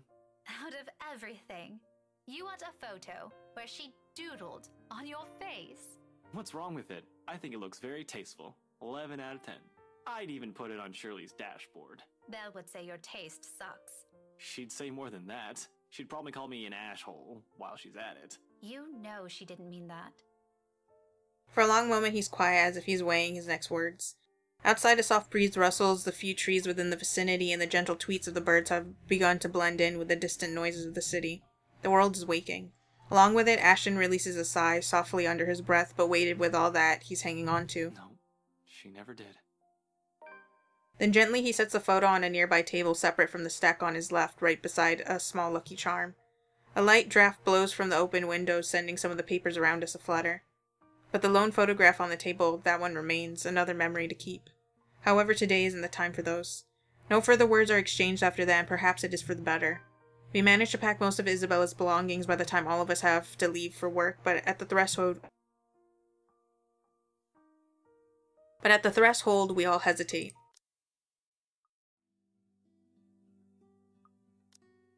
It's the knowledge that catching the criminal won't bring back the dead, won't suddenly make everything right again. I know you have a mountain of questions, but I've told you this so many times before. I can't say much more than that. Still, the look on Rebecca's face, the resentment and the pain. It hurts me as well to think that I'm the cause of that. It's a familiar one too, something I've seen a lot over the years. I wonder how long it'll take before Zach starts giving me the same one. Hell, I've already failed Isabella. Even without any life in her eyes that night, I could still see the accusation in them. What a mess. I'm a mess, and it's the people close to me who have to suffer for it. Official police business, huh? So you did use me? She's the one you brought with you, yes? From almost a week ago. Miss Santos. I remember her saying she was their real estate agent. I've just heard about it. Although, for what it's worth, I'm sorry about what happened to your friend. I don't know if this has anything to do with it. But if this is that man's doing... Professor, please. They come out more strained than usual, more than what I'm accustomed to when speaking to the older man. No, Zachary, I was just talking to her. She was alive, and I shouted at her. I should have at least heard her out, given her the chance. She was so worried about everyone that something might happen to us. Zach, she was warning me. She said we might be in danger. Remember Rose Cooper? her co-worker, on the news. You've heard it, right? She was saying something about her and the letter she got from that mansion. Whoa, wait there, Rebecca. That's a huge jump in logic right there. And a little bit too much to take in at once, frankly. I know that. If nothing happened, I wouldn't have given it much thought.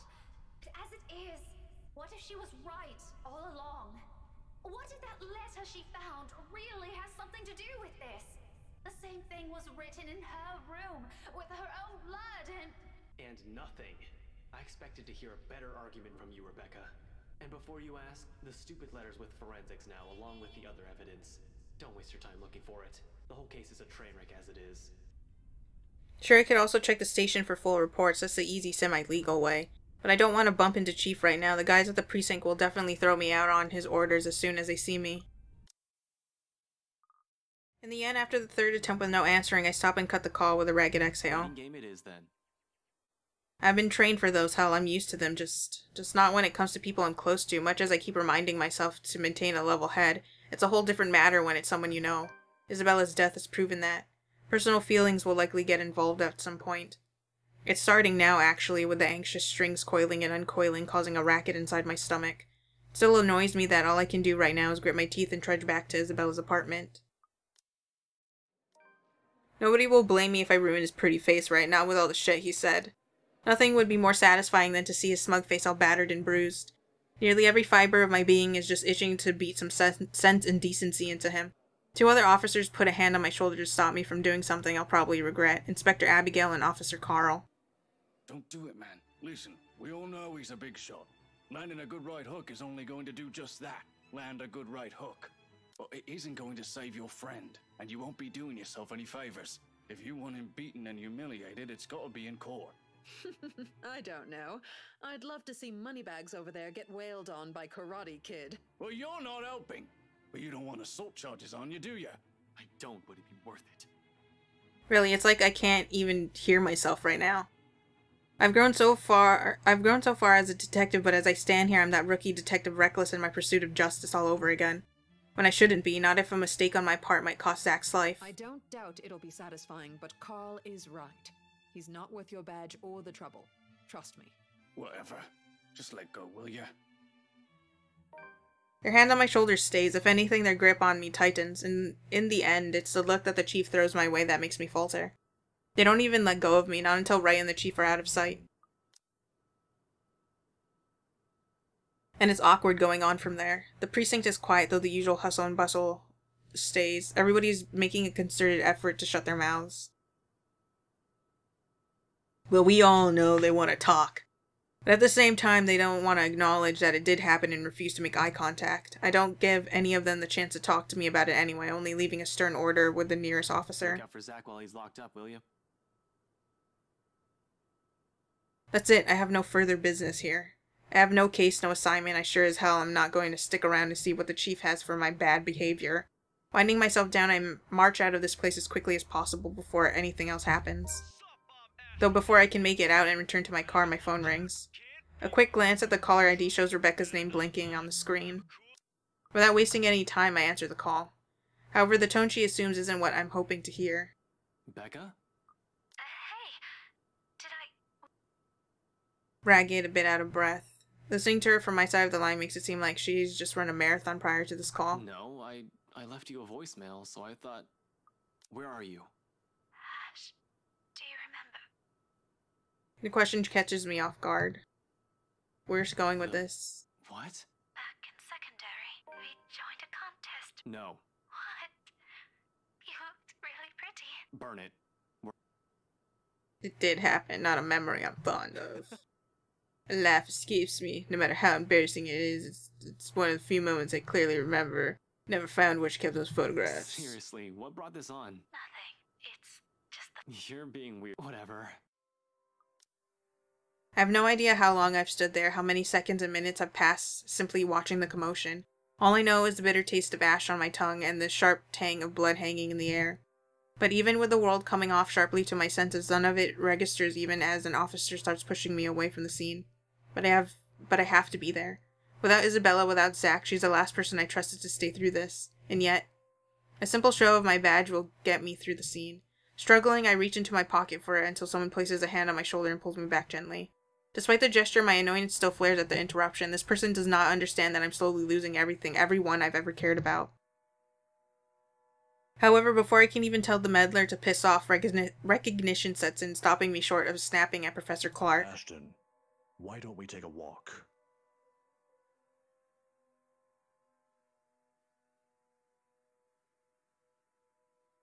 Professor? Rebecca, I need to see her. No, Ashton, you don't. Leave it to them. You don't need to see any more of that. He speaks in that firm and commanding tone that makes me feel like a college brat all over again. But it's that look in his eyes that makes me comply with his order, and quietly I follow. The professor really does have a way of making me feel like a child at the worst of times. The fact that he's pulling me away from a crime scene in front of my colleagues is humiliating at best and a cause for concern at worst. At least I don't have to endure the agonizing and awkward silence for as long as he leads me into the cafe across the street. At ordinary Sunday, perhaps I would have a clear view of the library here, but the more that the LPD tried to suppress the crowd and clear the area, the more they've gathered out of morbid curiosity. That did nothing to stop the image of Rebecca's bloody body popping into my head at the mere thought of her name. Burned into my mind like the image of Isabella's torn body, like the image of the woman's sickening smile. Why don't you get something from the menu? It's on me. I'm sorry, Professor. Now isn't exactly a good time. I know it isn't the best time, but you should have something, at the very least. You look like you're about to pass out back there. Healthy mind, healthy body, right? You'll always need it in your work. I know, as a matter of fact, that their hot chocolate is exquisite here. Releases endorphins, which are good to fight off thoughts and feelings of distress. It should do you some good. A chat and some chocolate. I'm willing to listen. Chatting and chocolate, unorthodox in the face of death. Why are you doing this, Professor? I don't mean to interrogate. He has done nothing to deserve the brunt of my mood. I know he only means well and that this gesture has good intentions. More than anyone, he's the one who understands grief far longer than I've ever carried the guilt from. So when he smiles a wistful one, I already have my answer. In the end, we simply let the silence pass us, the sorrow to hang over us. He orders for me, but the food remains untouched. For a few more hours we go on like this, silent, wordless, unable to phrase the ache that has been brought on by loss. He does break it after his third cup, if only to check on me. How are you feeling? You haven't touched your food. Not good, to be honest, but that doesn't mean you had to pull me away. It's not the first time I've seen a dead body, you know. In a typical crime scene, where the victim is a stranger, yes. But what if it's a friend? Ugh, God. It flashes in my mind fleetingly, still too clear, still too vivid. The iron tang of blood still lingers in my nose as if it were yesterday when I entered that room. Keep that in mind. You're not that bad after all. We're all in danger. I thought you were my friends. Why don't you believe me? She's the first one, and I've never forgiven myself for it. I'd rather not talk about that, Professor. I know you well enough, Ashton. You'll see that body, and you'll beat yourself up about it with what-ifs. Scold yourself about what you could have done to prevent it. I don't want you to blame yourself. Not when I know how awful that feeling is. It's not a healthy way to live. Don't make the same mistakes I did.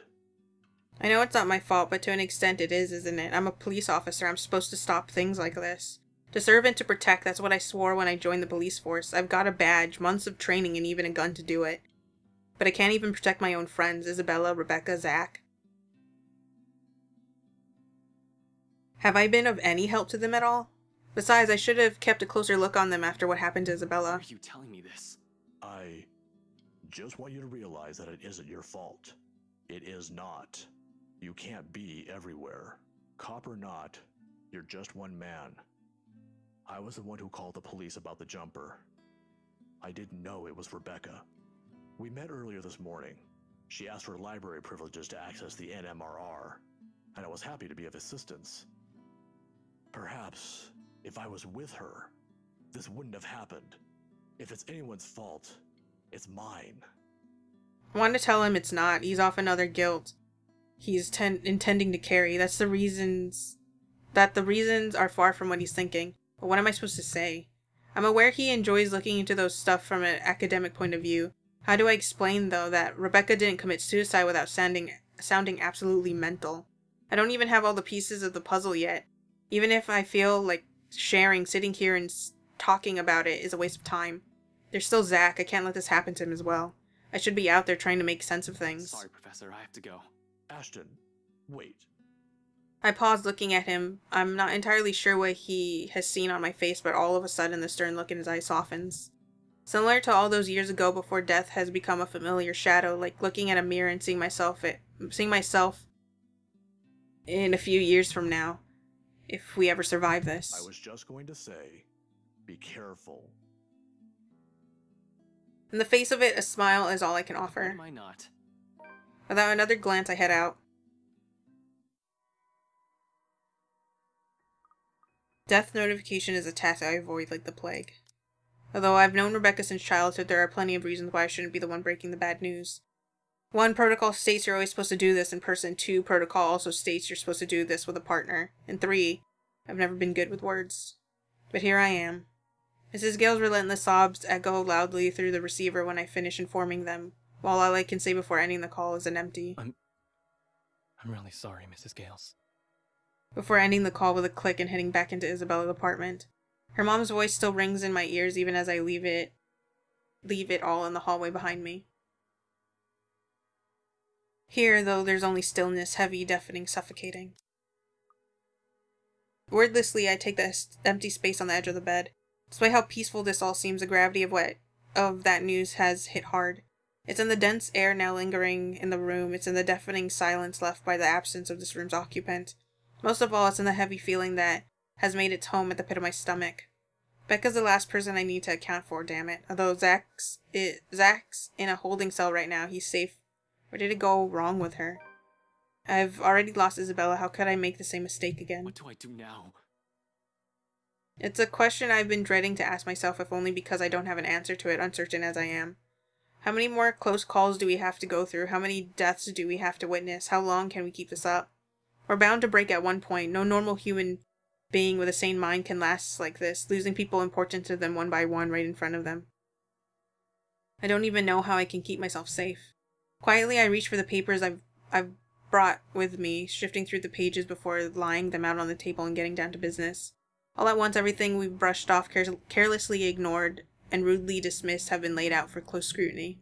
Zach's encounters with the woman in his dreams, Rebecca's close brushes with death every time she appears. The dread, the fear, the terror she brings out even in the bravest of us, everything. Because no matter how bleak this all seems, there must still be a way out. There has to be, logic be damned. Or at least that's what I would like to believe. Yet even as the cold evening light shifts to the warm hues of the late afternoon and eventually night, none of this makes a fucking damn sense. Darkness has fallen, but I'm still nowhere near figuring things out. The next thing I know, frustration rears its ugly head in the sheets of paper I've been holding smack the table harder than intended. The sound of it echoes loudly in the small room, and I simply fall silent, along with it, a release of another long-held breath. Perhaps the 100th this morning. I'm not getting anywhere useful with this.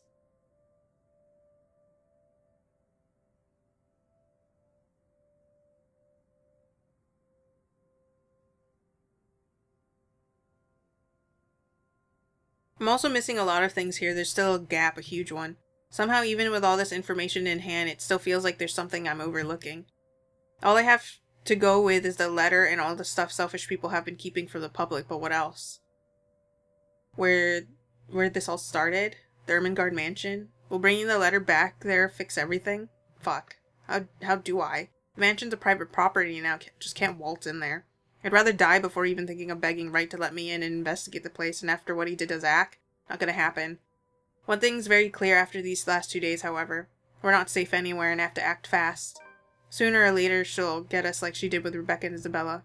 Before that happens, I have to put an end to this. Sighing, I stand up and stretch out the kinks in my back after several hours of sitting. I've been at this for too long. A break is needed, time to let everything sink in or else I'll burn. I know I will, and it's another thing I cannot let happen when there's still another person counting on me like this. Maybe I should check in on Zach. Even my car reflects the state of my mind. Photocopies of documents litter every available surface, scattered all over the place, spilling from the passenger side and into the back seat, making an entire mess of what little space there is. Not that I'm any better.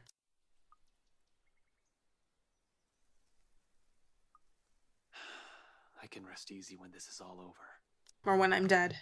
It's not that I can't feel the pang of hunger. With that woman chasing after you, it's difficult not to feel anything other than horror. The rush of adrenaline coursing through my veins and my desperation to survive. The only thing pushing me right now is some stubborn will to live, to survive this, not for me, but for the sake of the people I lost. So someone will remember. A stretch is still in order, though. I've been sitting here since last night. Soon I step out of my car, closing it behind me with a thud as I take in my surroundings.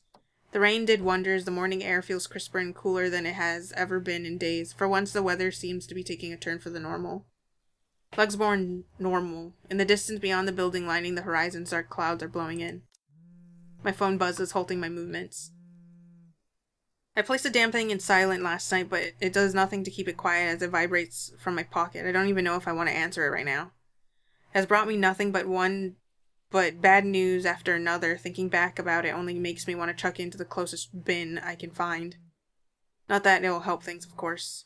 Another exhale slips past my lips before I can pull it out, quickly swiping over the screen without checking the caller ID. Don't even bother masking the wearied lit in my tone when I answer, if only to get this over with. After all, there's no one left. No one remains to worry Fred over how awful I might sound right now.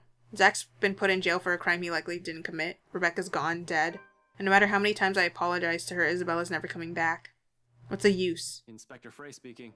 Good morning, sir. Sorry to bother you this early. What is this about? It's about your friend, you know? The guy I called you about yesterday. The one they got in the night before.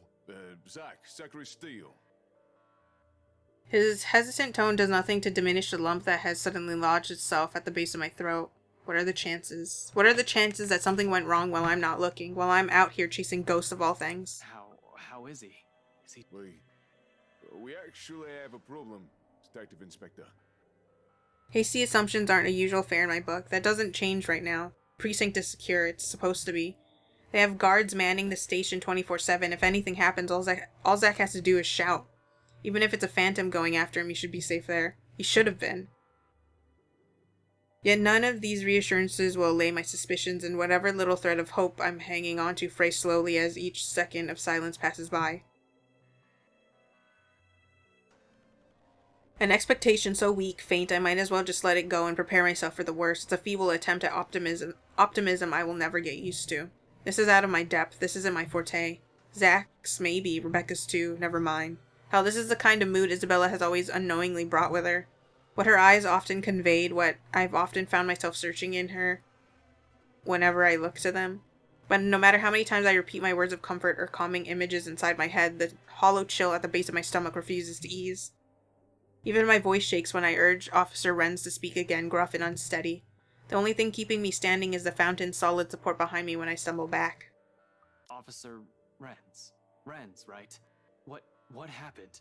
You're supposed to keep an eye on him, yeah? It's protocol. Your friend, sir, he's... I think it'd be better if you just saw it yourself, sir. This isn't something you should be hearing over the phone. Chief Inspector Lee wants you to report in as well. It's about the case Luke Wright filed yesterday, and... The rest never registers. Rather, my brain refuses to acknowledge any of it, not even the possibility that this might be a terrible joke. All I can think of is a suffocating dread and the piercing noise, white and deafening, ringing in my ears despite the morning hush. There's only Zach. Only the whole expense of Lugsborn separating me from the only person I believe I have left in the whole fucked up situation we found ourselves in, along with the voices, vile ones, whispering that taunt, jeer, and mock. Each vague utterance relentless as I slide back into my car and drive off, body on autopilot, mind in a daze. In this city of 68,000 strangers, I'm afraid, deathly afraid, that I might be the only one left. Chief dismisses me barely an hour later, sending me off with nothing but a light pat and another sorry expression. I'm not entirely sure if that's supposed to be reassuring. There's plenty more to do, a lot of people to call and tell, and all of it falls on me. No matter how awful the news I will bring will be, it'll be better if this comes from a person his family and friends know. Still, my body refuses any notion of movement. I don't even want to imagine what his grandparents will say. They're good, kind, warm-hearted people who have given me another family even without me asking for it. They welcomed me, invited me every time, easily reminded me of what having a whole home feels like. I thought I'd already forgotten. Zach's older sister will definitely show up at the apartment, though. ring my doorbell and punch me as soon as I open the door. She's right. I'm the kind of person who brings nothing but trouble. Zach has often laughed her concerns off. I used to think it's because he enjoys a friendship as much as I do. Now he's dead. Another person brutally taken from me. I thought I had more time. I thought he'd be safe. The shock and grief that I felt yesterday has nothing to do with what I'm feeling now, because the people I care about the most are all gone. And I couldn't do a damn thing to save any of them. I acted too late, and in the deafening silence of my car, the only thing I am able to do is close my eyes, rest my forehead against the cold surface of the steering wheel, and scream. Scream until my throat bleeds raw. Scream until my lungs burn. Scream until all that remains are the guilt and the tears. The sun hangs lower when I stumble back into consciousness. With late afternoon light slanting through the windows of my car and painting the city outside with a vibrant shade of orange and red, it's almost as if no misfortune has befallen on us. On me. But they're gone, all of them. Out here alone in broad daylight, the idea feels too palpable, too real. It's a painful truth I have to wake up to now. Every day from now on, if I ever survive her curse by some awful stroke of luck. Hell, I can almost see her at the corner of my eyes leering at me with that cruel smile of hers. I can just hear her mocking me in my head. Laughing. Why didn't she go after me first? I saw the letter before Rebecca and Zach did. Why can't she just kill me after she's finished with the others so we can be done with this? Why are you doing this? Do you even know what you're doing? How many people you've hurt? Do you even understand? Do you even realize what you've done? But it's inane to ask questions of it. It's not even human. It doesn't understand pain, doesn't feel guilt. It's irrational to even expect an explanation from her. Just like how irrational it is for me to reach for my gun and decide to keep pushing at this. Light glints briefly on its surface as if in agreement before I holster it, because no matter how bleak and hopeless everything appears now, the people I've lost, they won't want me sitting here. I've got to do something. It's not for my sake, then for theirs, for their memory. I'm getting nowhere dallying like this. I have to move. I still have one more lead I can look into. The mansion, including the people currently residing there, the Wrights. Especially if my assumption's correct and that the reason Zach was there was because of the curse. Something must have happened there for him to see the need to look into it and break inside that place. But if the couple has fallen victim to the curse, it doesn't fall outside the realm of possibility. I've been so biased, not even thinking that they might be in danger as well. But during the open house with Isabella, they might have seen the letter and... fuck. Stupid. Some fucking detective I am. That's likely the moment when Cooper saw it. If the logic holds, I need to hurry there right away. And if there are answers anywhere, it would be there. It should be there where all of this fucking mess started. It's not only my life on the line here. There are others. What happens to my friends, I won't wish on anyone else, no matter how much I loathe them. Tonight, by whatever means necessary, I have to get in there, find a way to break this damn curse. But I won't be able to do that without the letter with me.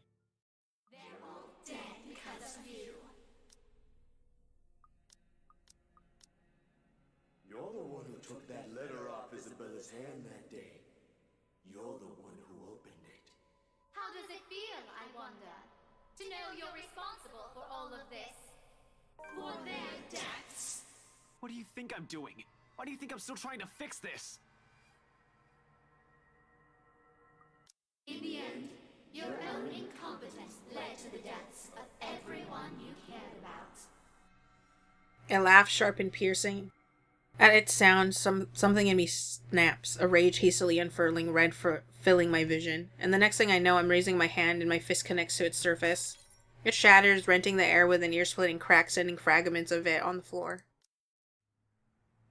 The momentum alone sends me reeling forward. It barely even registers in my head that the woman's gone and the room's as normal as can be, not above the pain suddenly shooting up my side when I hit the floor, but before I can get my bearings back, a hard enough blow to the head makes everything go dark. My consciousness stirs in a haze. Now, the thing people need to know about a blow to the head is that they hurt real bad. I swear, people need to stop breaking into my house. What is wrong with all these lunatics? You'd think they'd put more thought before stumbling into somebody else's home unannounced. I suppose the act of committing crime must have some attraction to the insane. Of course, you'd know all about that, wouldn't you? But short of a concussion, as long as the poor guy wakes up soon after, they're going to be fine for the most part. I bloody got you. But you won't be able to clean up after if you're the sorting corpse, will you? I'd love to see you try. When was the last time you... Oh, there we go. The dumb cop is waking up. Oh, is it finally here? Is it finally here where I get to see Ash tied up? Because for some reason, that's like one of the most vivid CGs that has remained in my memory rent-free for some goddamn reason. People really need to worry if the guy doesn't wake up within a few minutes. That's a sign of brain damage or, well, death. Still, even with a short time of unconsciousness, there might still be problems. Slight memory loss and forgetfulness, for instance. I do remember finding an attic. So, where am I now and what happened? Those are questions I really want answers to. With the pounding in my head, I can't focus long enough to worry about anything else. Can't even remember how I got here. But aside from the fact that it feels like my mouth is stuffed with imaginary cotton, I can feel the thick tape that prevents me from asking. The only thing I really manage to vocalize, especially with a raging headache, is a muffled fuck. Surprisingly, I soon find that I'm not blindfolded. Usually it's both or the other way around. My eye soon adjusts as the image of a study swims into view. That at least answers one of my questions. Not too far from where I stand, Wright and his butler stare at me much like how kids stare at the frog they're about to dissect. It doesn't help that I seem to be cuffed to something with my arms raised up high. My goat is gone.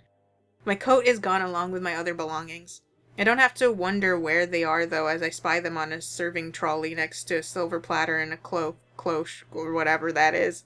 I think that's the cover thingy. Really doesn't bode too well for me. Awake already? He's only been out a few minutes.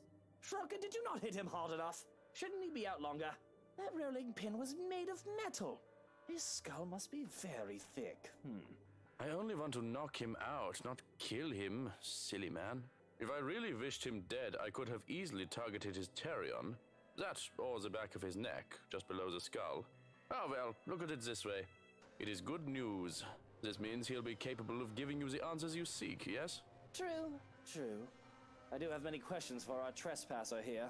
Why don't we start up with the most basic of questions? Why are you here?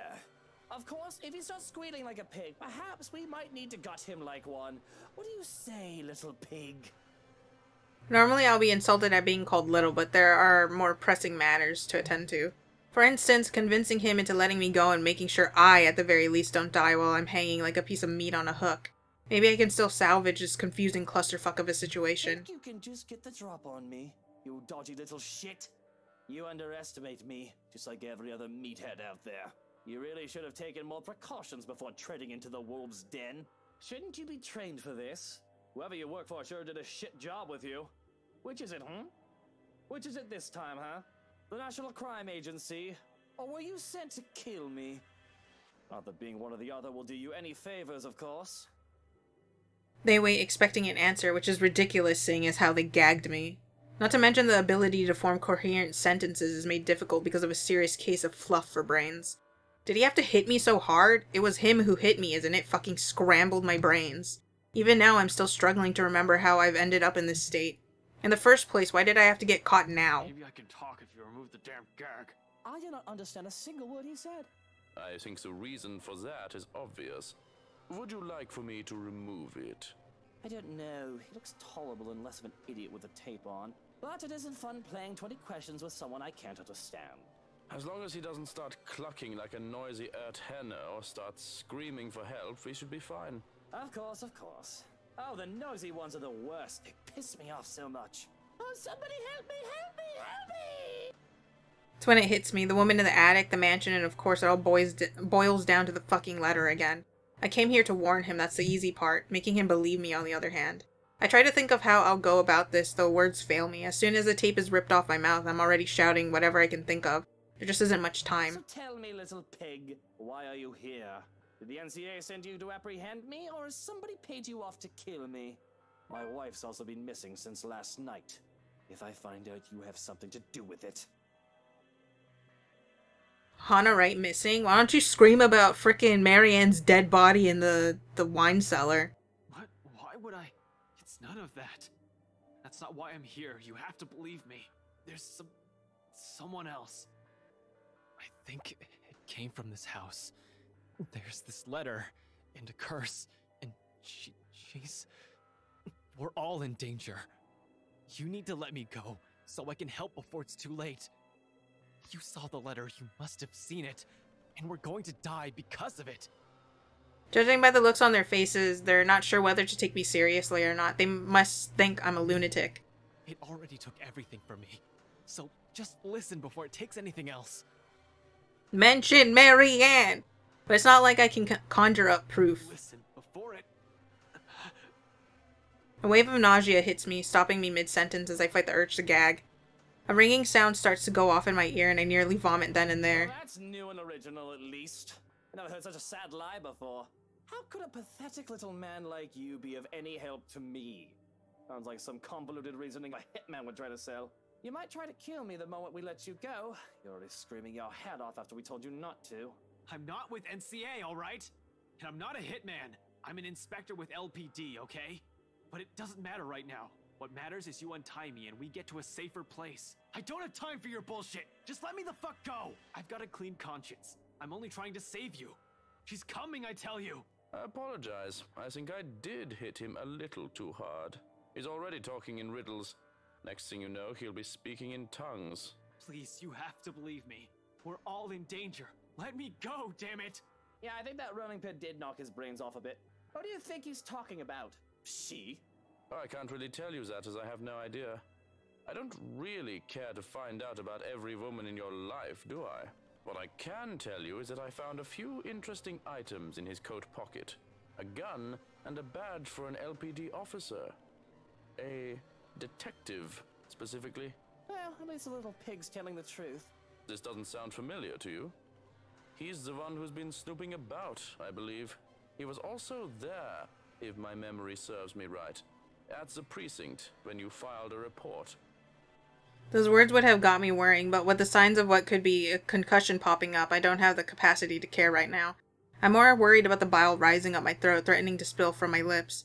Wouldn't that be funny if I vomited on them while they tried to interrogate me? The detective inspector assigned you to look into me. They did mention that. I didn't think he'd take my request to assign someone incompetent seriously. He's not NCA then, but he can still be a hitman if he's a dirty cop, can't he? Yeah, it's not improbable. I am not a hitman. And don't touch my goddamn gun, it's not a toy!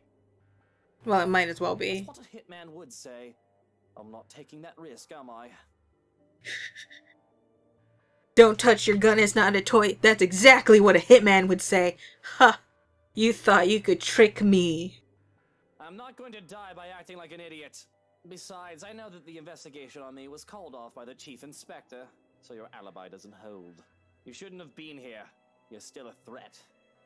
Why is he so damn paranoid? Not that I'm one to talk. I'm telling you, you saw that letter, didn't you? I don't know how it works, but everyone who's seen it ends up dead or in an accident if they don't go missing entirely. I know this sounds crazy, but you have to believe me. And it might even have something to do with why your wife's gone. And we're back to the madman ramblings. Mention Mary Ann, god fucking damn it! I didn't kill her for you to not mention her. But yes, I think I do remember you. You're the one from the precinct the other day, aren't you? When I went there to handle that business with the other peasant. You looked so mad when I spoke about him. And that man really did break into my house. Was he your partner? Another hitman? He failed. So now you're here to finish the job. I told you I'm not a hitman. I came here to try to save your skin, asshole. Now being rude doesn't make things better for you. Punch a guy in the gut while he has a concussion, will you? That's a terrific way to get puked on. We do have ways to make him talk, if you want to be sure.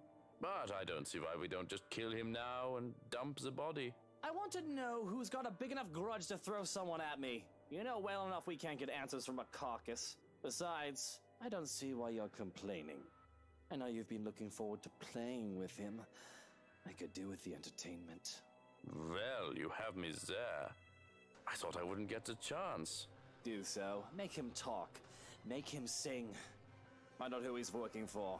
See if he has anything to do with that woman who keeps showing up here recently. Oh, he will sing all right. A pretty little tune. He was saying she, and his first thought wasn't, oh, is he talking about the bitch who's been popping up in my house? Oh my god. Imagine being stupid. Couldn't be me. Still reeling from the blow to the stomach, I can't protest as a pair of hands go up to my collar. I anticipate strangulation. I prepare myself to go under back into the oblivion of a forced stupor, but instead gloved hands deftly move to the buttons of my shirt to have them undone.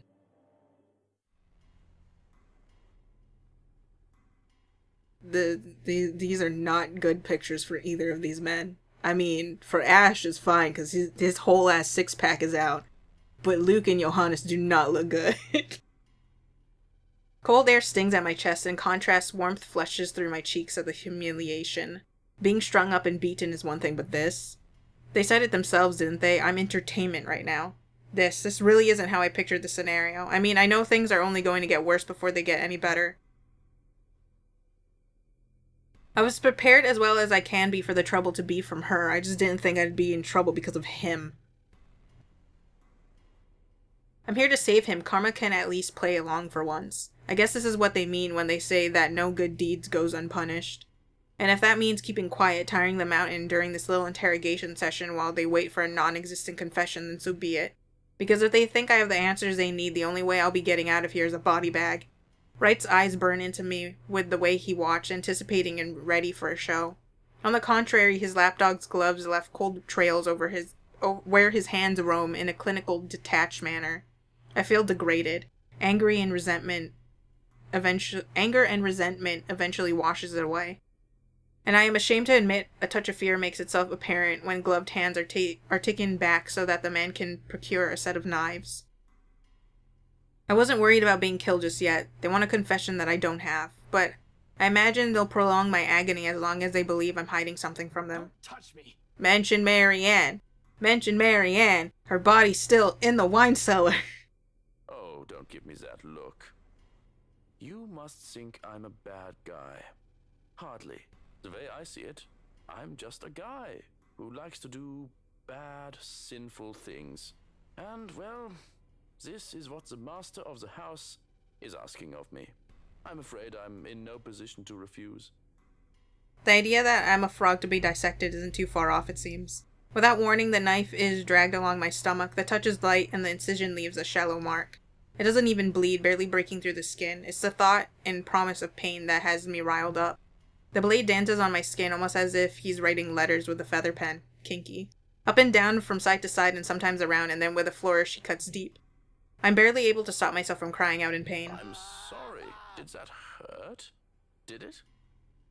Inhale, exhale. The pain rings and resonates through my already sore body. Still, I manage to write it out and spit a mutinous.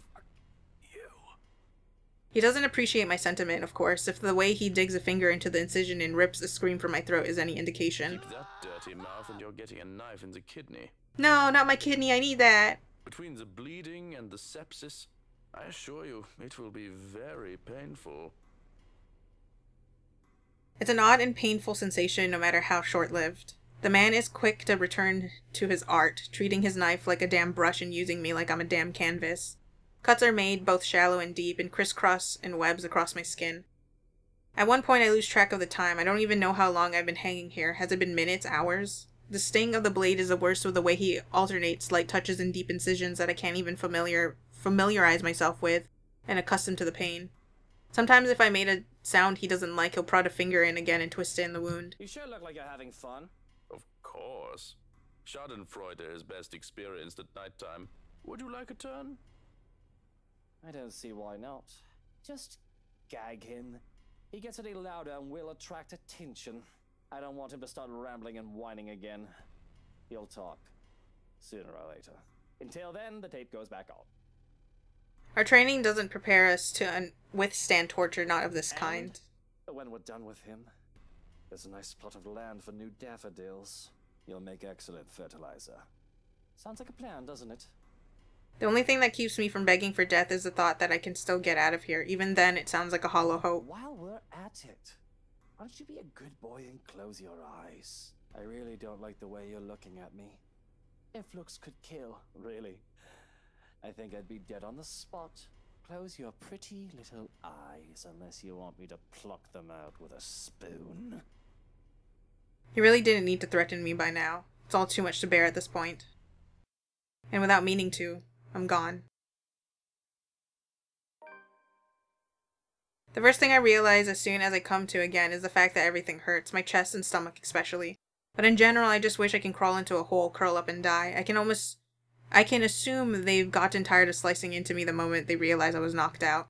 The second thing I notice is the fact that they're gone, leaving me all alone and still handcuffed. Can't really survey the extent of the damage done to me as my shirt is buttoned back up. Though I can feel the dried blood lining my skin here and there, I can at least be grateful that they didn't go through with their threat of placing a knife in my kidney. And the third thing? Well, there isn't a third thing, unless one can count the realization that I'm not dead yet and put in the list. I feel like death anyway. The gist of the situation right now is, well, this is the moment I've been waiting for. But what's the point? They're all gone. Rebecca, Zach, Isabella. I imagine they'd be mad at me if I gave up now. Still, what was I even thinking trying to save someone like Luke Wright if he won't listen to me? I'm saving my own neck. And I have ways to do so. Pulling myself up from by the wrist, I struggle until I can reach into my hair and pull out my ever-trusty bobbies. It takes a bit to maneuver and manage what should be a simple task because of how they've strung me up. I pull it off anyhow, and I'm soon picking the cuffs in my bid for freedom. The only thing to fuck things up right now is if one of them walked in and caught me trying to escape, but it looks like they're retired for the night. A few twists and a click and I'm free at last. Free to rub my sore arms, free to grab my coat, gun, and badge, and free to get the fuck out of here. That isn't to say I'm all better. I still feel shaky after what happened. Everything still hurts, but this is a significant improvement from my previous predicament. A walk in the park, in fact. After all, the room was locked from the inside. However, once the door swings open, an entirely different thing greets me. Only to be greeted by the kitchen pots, pans, and all. There's confusion as I look wildly around the place, wordlessly taking in my surroundings. With each turn and shift of my eyes, apprehension slowly dawns on me like a bag of bricks. Wasn't that door supposed to open to a hallway? As if something has heard my thoughts without warning, the door behind me slams shut. Screw right. I need to get out of here ASAP. Something has gone down this mansion. Lucky I'm in the kitchen. I have two ways out, the back and cellar offers. Except the hatch won't budge when I pull at it, and neither does the back door, as if something has locked it firmly on the other side. There's long bouts of silence in which I simply look around me, mulling over the same thoughts being whispered to me over and over again. You are going to die. And you are going to die alone. I'm trapped. In that same moment, once realization dawns in, something shifts again.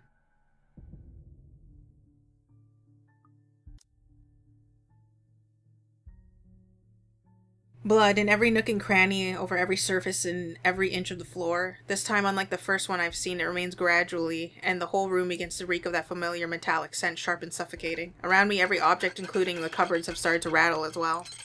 There's no time to make sense of everything. Without delay, I'm already running, fueled purely by adrenaline, reaching for the door that leads to the next room, the dining. It should take me straight to the foyer where the main door is. The mansion has started to change, and I'm in the thick of it. However, instead of the dining room like it's supposed to open to, the bedroom welcomes me instead.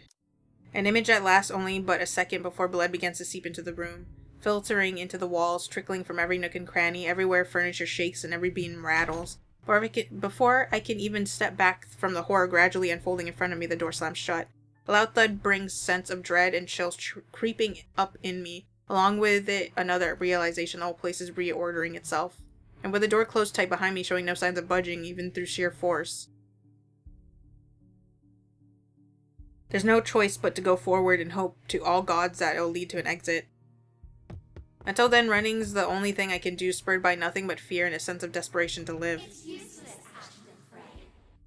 But with each room I pass, it only becomes apparent that the house has no intention of letting me leave.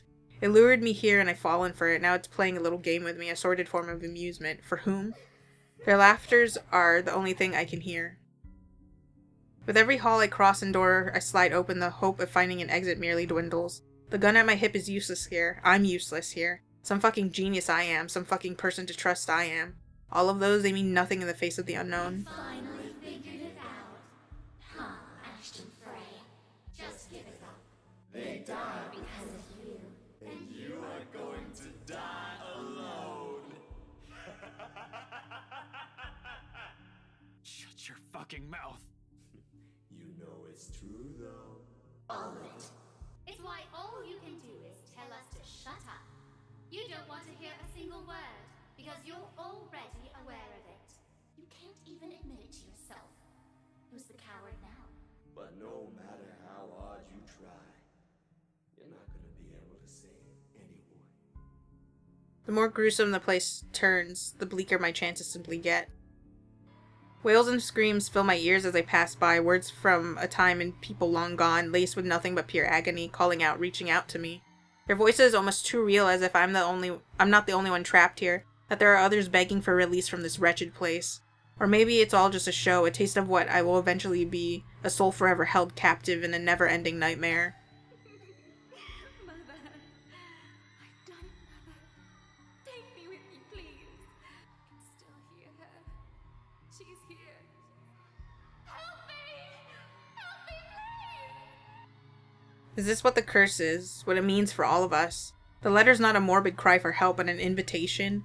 A beckoning for unsuspecting souls to be dragged into this place's horrors, to be put under centuries and centuries of torment and agony.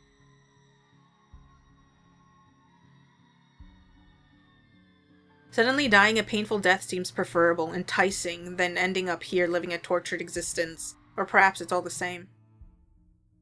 Still, hope worms its way into me, not a usual thing for someone like me. But after going through countless doors and corridors, every little sign of hope I'm willing to cling to, as long as it'll get me out of here. I'm back in the parlor again. How long have I been running? How long since I've left the kitchen? At some point, I've lost track of time, with the windows barred tight and the sounds lifting in the air nothing but shouts and shrieks. It's impossible to tell. Not that it matters when an end is in sight. Shelves and furnishings bar the door, each stained with blood and gore. That, if the situation isn't as desperate as it is, I'll find a different way out. But there's still a gap left at the topmost part of the for a person to go through, as long as you use the shelves to climb. It's next, all right. From here I can spy the familiar walls of the foyer. Only relief washes over me. Does he get, like, instantly shot this time? Although my legs have been strained taut by all that running, and every bone and muscle in my body ache, there's only an easing.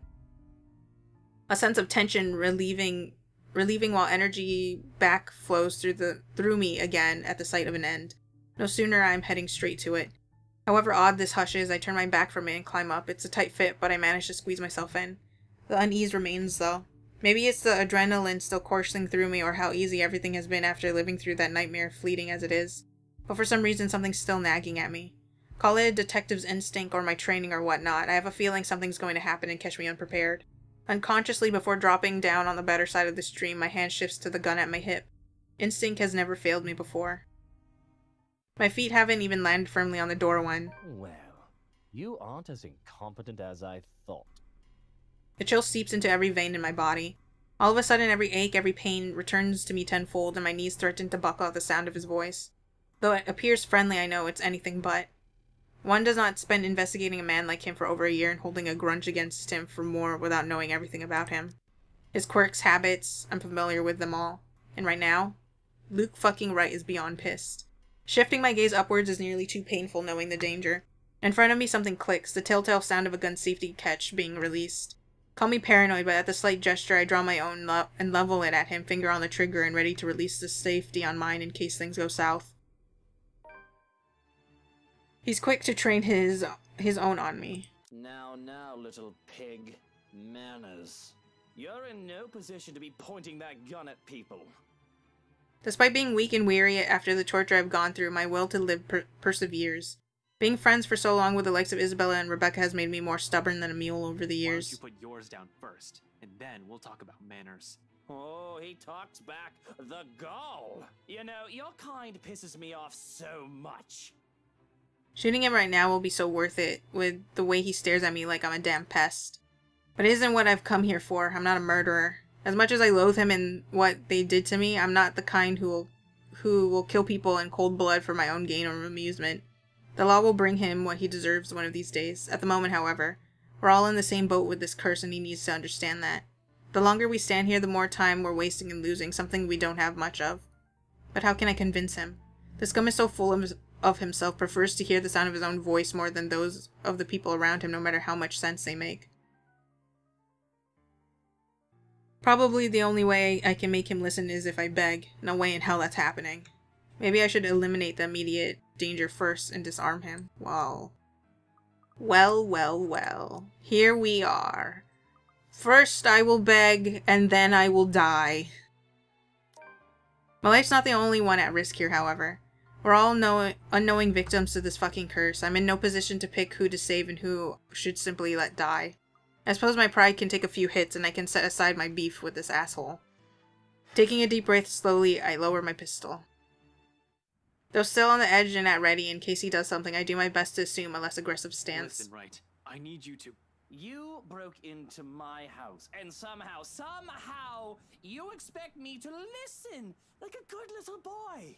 Are you a bit touched in the head, Feathers? I'm not the one breaking laws here. Yeah, and I could have shot you, so shut up. Look here, fucker. If I wanted you dead, I could have done it so many times already. In fact, I can easily shoot you down right here, right now, and you won't be able to do a damn thing, even with that gun. Suddenly he laughs, almost howling, in fact, like I've just told him the best joke he's heard all his life. The only thing missing is for him to keel over and start rolling around the floor, all while I do my best not to sock him with the sorry end of my pistol. You have guts, little pig. You have guts. Did you hear what you just told me? You've just threatened me inside my own house. My own home. You know what I'm thinking right now? In another lifetime, we would have probably gotten along well. He's right on that, at least. I might have ended up like him if I didn't have Professor Andrew, Rebecca, Zach, and Isabella. One mistake and it would have been too late for me. With his laughter rings all those possibilities I could have lived, but have never been given the choice. All because I have other people with me, people who care. A sobering realization. But not so much when suddenly his chuckling stops. In 2 heartbeats, he marches towards me, grabs my collar, and aims his gun right at my head. At this distance, a slight flick of that finger on the trigger will be able to do more than kill me. What is it that you people really want with me? This is the 3rd time this week, and I'm really getting weary of this little game. One last time. Are you with the NCA or are you a hitman? Which one is it, little pig? Mind you, my arm's getting tired. Better answer quick if you don't want to beat the business end of this gun. I keep my eyes trained on him in spite of the huge threat he poses right now, because if there's anything people like him, like us, prefer, it's honesty. You don't get that impression without keeping a solid eye contact. I told you, I'm not with NCA. I'm just here to help. There's something else in this house, and we're all in danger. You have to believe me, right? You need to let me go. You need to get out of here before it's too late. If you want to keep your sorry ass alive, you'll listen to people with more brain cells than you. Why, you insolent! I mean, it's true. Like, dude, all that alcohol. His finger moves, but I'm prepared. My hand ready to reach up, disarm him, and knock him out. If I have to drag him out of this place unconscious to keep him from suffering the fates of every other person who has died from this curse, so be it. However, before either of us can fire a shot or tackle the other to the ground, another voice echoes throughout the foyer. A small little thing compared to the storm raging outside, it rings above, nevertheless, causing us to stop and turn. At the top of the staircase, Honorite stands there, pale as death, an expression eerily calm. I can't help but think there's something wrong. My gaze darts around, wary of her, but soon enough I realize what's wrong when she speaks. She's wrong. Oh, Luke, darling, my love. Outside, another streak of lightning flashes, as if this whole thing can't get any more foobar than it already is. I would be much happier if noisy detectives stopped being, well, nosy. The boy, Feathers, just riles me right up, with the way he looks at me as if he's better than me. I saw it in his eyes, the righteous fury and the belief that he's some saintly good guy. I'm the villain that he needs to take down. And I'm the villain. I've no doubts that he has a word away from trying to assault my person. And I wish he had, if only so that I could have a proper legal grounds to get him in a whole lot of trouble. I so hate men like him. I came out looking the civil gentleman between the two of us at the very least, but it does no wonders for my mood and I have to retreat to Harvey's office to cool myself down. Just needing to do legwork to bring myself to this precinct always does sour the day for me.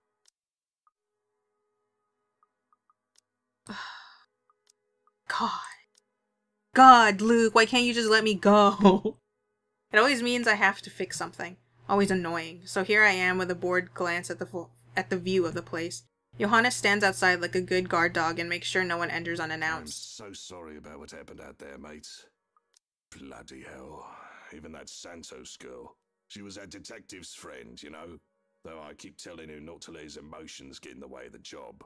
You have to understand, mate. In a place as peaceful as Luxburn, this makes people wary. But of course right after I've made the effort and I'm already dressed and on my feet. Without even waiting for my permission, the door swings open and in comes Strachan, striding into the room like he owns the place, no respect for authority at all. Though he does pause midway to glance at where I'm at once he notices the empty bed. The look on his face when his eyes land on me, I can't decide if he's simply cautious or scandalized. Last I've checked, I look decent enough. Is it the hair? Oh, you're already up. But really, why do I let him get away with such disrespect? Why do I keep anyone? Sometimes I think I'm better off alone, you know. Then again, I wouldn't have anyone to boss around if I live on my own. Did you come in here just to sass me? And before you do that, I'll have you know that I've been calling you for a good... We have a problem. He says that as if he's simply talking about the weather and not a problem, not that I find anything new in it. The man's humor has always been as dry as a bone. You won't even know if he has told a joke until there's an awkward silence in the room. Probably why this irks me. Because if there's one thing ever since we started living in this mansion that has remained consistent, it's that word. Somehow, every single day we have to deal with a problem. I'm not entirely sure how exactly he's expecting me to react after dropping another bomb like that on me. Just after waking up at that. On top of Hana missing, this power failure, and that woman who keeps trespassing in my home. Forgive me, I have every right to be this cheesed off in the middle of the night. What do you mean we have a problem? Haven't we had enough for one night? Good lord. Do I have to be the one to fix everything, every little issue that pops up in this house? Do I have to be there every single time? Can't you just fix it? The men know I dislike doing legwork unless it's of the utmost necessity and importance. If I do something on my own, it's only done in the direst of situations. That or I must be very, very bored. I can, but I thought you might want to see this one for yourself before any disposal occurs. For all my exasperation over this, he sure does know how to get me interested. Yeah. He's in the study right now. Sound asleep, though it won't be long before he wakes up. I found him nosing around the attic. Oh, okay, we're at the point where Ash is captured. Odd if you ask me. Not quite sure why he went there. A door away and he would have gotten easily to you. Unless you're not the reason why he's here. He? So there are what? 2 different people trying to get to me? That's already one too many to deal with. What is wrong with these people? Possibly. There might be more. You really aren't a likable sort. That's an understatement. And this shouldn't be surprising anymore. Didn't you used to count how many enemies you've made? I believe it was a yearly thing. Or have you already stopped? Normally I'd point out Hana likes me well enough. After all, that's all that matters, or at least it used to. We haven't been exactly on good terms lately for that statement to be true. Why do you even care if I'm still counting or not? And we're wasting time here. Come on now, lackey. If you say he's in the study, to the study we go. And mush. Sometimes I must wonder how well you sleep at night. And why I haven't smothered you yet. I can only laugh in amusement and shake my head as I step out. But I don't grace his question with an answer, though I have something in mind. Perhaps it's because I'm a fun boss. And tonight, we really are going to have lots of fun. I haven't looked forward to something in a while. Bloody, I don't think I've done this enough these past few years. It does actually feel quite refreshing to be back doing what I'm used to, even if it's only for one night. And after we're done with him and get what we need from him, there will be one less problem to worry about. Win-win if anyone bothers asking me. Things are finally looking up. The idiot's still unconscious when we march into the study, though with the rolling pin sitting so completely out of place atop my desk, I'm not shocked. Getting hit by one must have dislodged his brain by a few paces. In fact, I'm already willing to bet he'll be out until sunrise.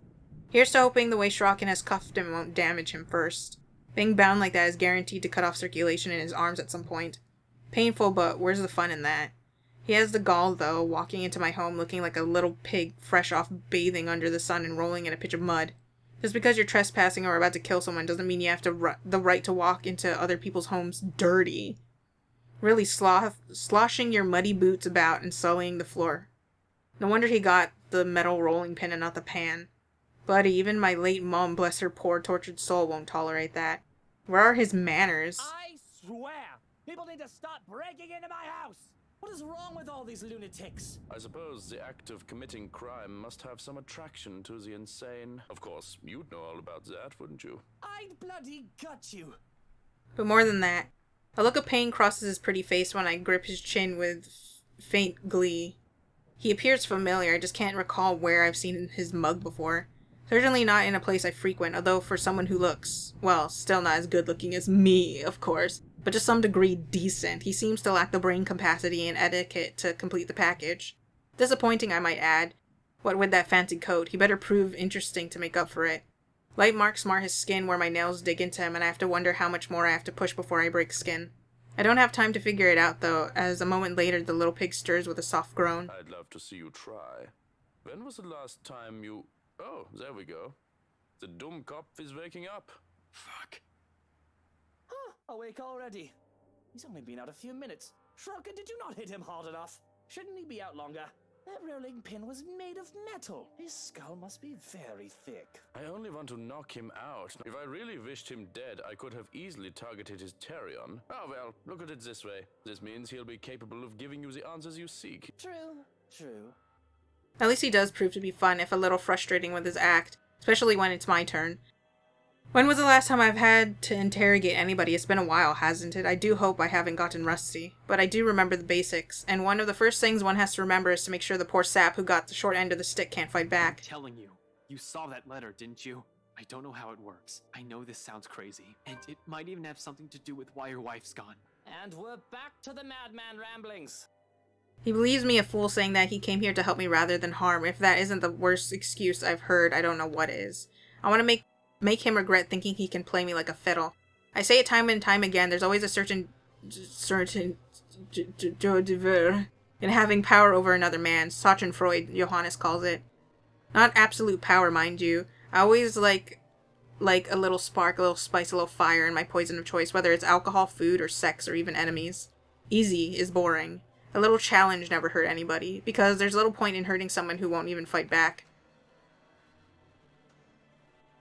There's no satisfaction in trying to win against another who would rather grovel, cry, and beg at one's feet, curled up like a little child wailing for their mother and... When we're done with him, there's a nice plot of land for new daffodils. You'll make excellent fertilizer. And where was I? Ah, yes. There's joy in bringing men like the detective to the brink of despair, to have them realize that they have little power in the face of harsh reality, and making them concede that I am the better man using the business end of my knife. While we're at it, why don't you be a good boy and close your eyes? I really don't like the way you're looking at me. Close your pretty little eyes. Some might call me a sadist, and some might even go further and call me a monster. I do admit to the former. And a small part of me fears that I love the thought of being the latter. But at the end of it, I'm just a man who hungers for excitement, for power, for control. Unfortunately, or perhaps fortunately for him, he passes out not too long into it, hanging limp from where he's been shackled, blood dripping into the floor from every wound we've inflicted on him. Mad props to little pig, though. All that effort from us, and we still got nothing from him. Tough little bastard. Either he's been trained for this, or he has simply lost consciousness before he can spill anything. Meanwhile, Shrocken makes a face at the mess we've made, although wisely keeps his mouth shut. He's in no place to complain when I've given him enough freedom tonight, and he's as responsible for this.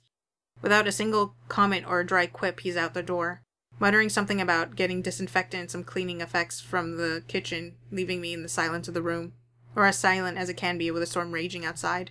The winds have intensified, the windows and rafters have begun creaking in earnest, any harder, and I think this whole house might fall. I hope not. I didn't live this long to die helplessly under a bunch of century-old beams collapsing on me. I'd rather be burned alive and be condemned for my sins, really. Makes for a great exit when you think about it. Truthfully, it's a thought that doesn't linger long. Soon enough, Shrocken returns, slamming the door behind him with much force. I almost jump. He looks frazzled, hair and suit in disarray, as if he had just made a mad dash from the kitchen or he'd seen a ghost. Although he's still far from a person panicking, it's the closest he can get to it with the wild look in his eyes. And slowly, like he's easing me into it. We have another problem, right? Again? Too close. Too close to drawing my gun and just shooting at him if I didn't have the patience of a saint right here and there. You should be grateful this little activity with Lil Pig had taken some of the tension I'm carrying since yesterday. Oh, tell me, Shrocken, Johans. How many more of these little problems are there for me to fix tonight? What the bloody fuck is it this time? That inner architect we lost? Inner architect. Interior architect? Did my brain translate that right? What? Mint? Oh, finally! A mention of her, Jesus Christ. I was beginning to wonder if her corpse was just gonna frickin' rot there. No one mentions it at all, ever. What about Marianne? I found her. To say this doesn't worry me might be a bit of an understatement. Her secretary has just called us yesterday looking for her. The last time people have seen her was before the party, here. Then suddenly she shows up again in the same place she went missing. There will be a whole slew of problems attached to this. What do you mean you found her? I know her assistant said she's been missing over the weekend, but goodness. Did she get locked in? Where? The cupboards? The wine cellar? I know she's Irish and they have a reputation, but that's hilarious if true. Did she sneak in and got stuck in there? Please don't tell me she was just drinking the weekend away down there. This was priceless. I half wished Johannes would just carry her right out there just to make fun of her. Oh god, where is she? Oh, I've got to see this for myself. I could use a win tonight. However, there is no humor in the other man's look, even as I nearly bust my gut laughing. Right. She is dead. It is her corpse, and it is not at all a pretty sight. Now that he's mentioned it, I have noticed a sickly sweet smell wafting from the cellar door in the few times I've passed by. I thought that perhaps it was another bottle of wine dropped by another dullard from the staff. But now that this has come to light, it might be the rank stench of old meat and cheap perfume. A body gradually decaying. And knowing what it is, or rather who it is, makes me want to throw up. Jesus bloody Christ! How even? Has no one been down there to check the stocks? Not since the party, no. And she, what, starved to death down there? It can't be. It hasn't been long enough for her to starve. It'll take 3 weeks for someone to actually starve to death. Moreover, even if it's wine, there's plenty for her to drink down there to at least keep going for the 3 or 4 days she's been down there for. I did not linger long enough for a proper look. It looks like her head has been nearly cut off. Rather poorly at that. You could take a look if you like. I don't think I want to see that now. But I can't come up with a witty or scathing denial to his kind offer, not as my mind struggles to just let this all sink in. Bloody hell!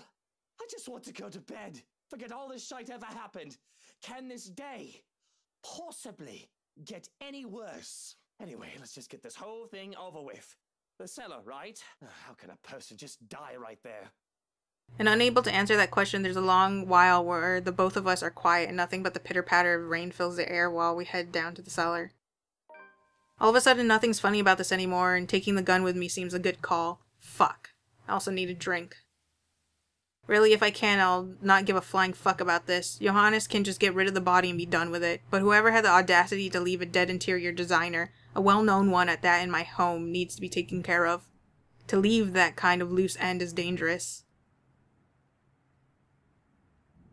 I'd rather not have a knife in the back while I sleep, and I certainly don't want to be accused of murder, I'm not even responsible for. It'll be embarrassing to have trouble because of a frame-up. Jesus Christ, I can feel a headache coming on already just thinking about all this.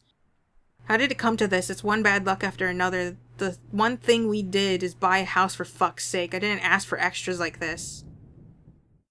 It's a good thing no one comes down here unless there's a need to restock the kitchen's wine supply. Not without reason and not without Johannes or myself ordering them. I don't go down there myself. I may have a penchant for good wine, but I don't go through our supply that fast. Because it's obvious by the smell that something really died in here, the reality is just sinking into me now. Going by it alone, it has been there far longer than a dead body should be left stuck in an enclosed space. To sum it up, it's horrendous. Ugh. It takes somebody without a nose to get through this horrible stench. Please don't tell me it's not too far from here. She's just on the other side of this shelf. Oh, great, more walking. It's been a while since I last had to tolerate the stench of a rotting corpse. Perhaps for that reason why a whiff of this one comes off worse than it shouldn't. When it shouldn't. Isn't there some kind of rule in this? Shouldn't there have been a delay of some sort before it starts smelling like this? Or perhaps it's because I'm no longer as used to it as I've been in the past.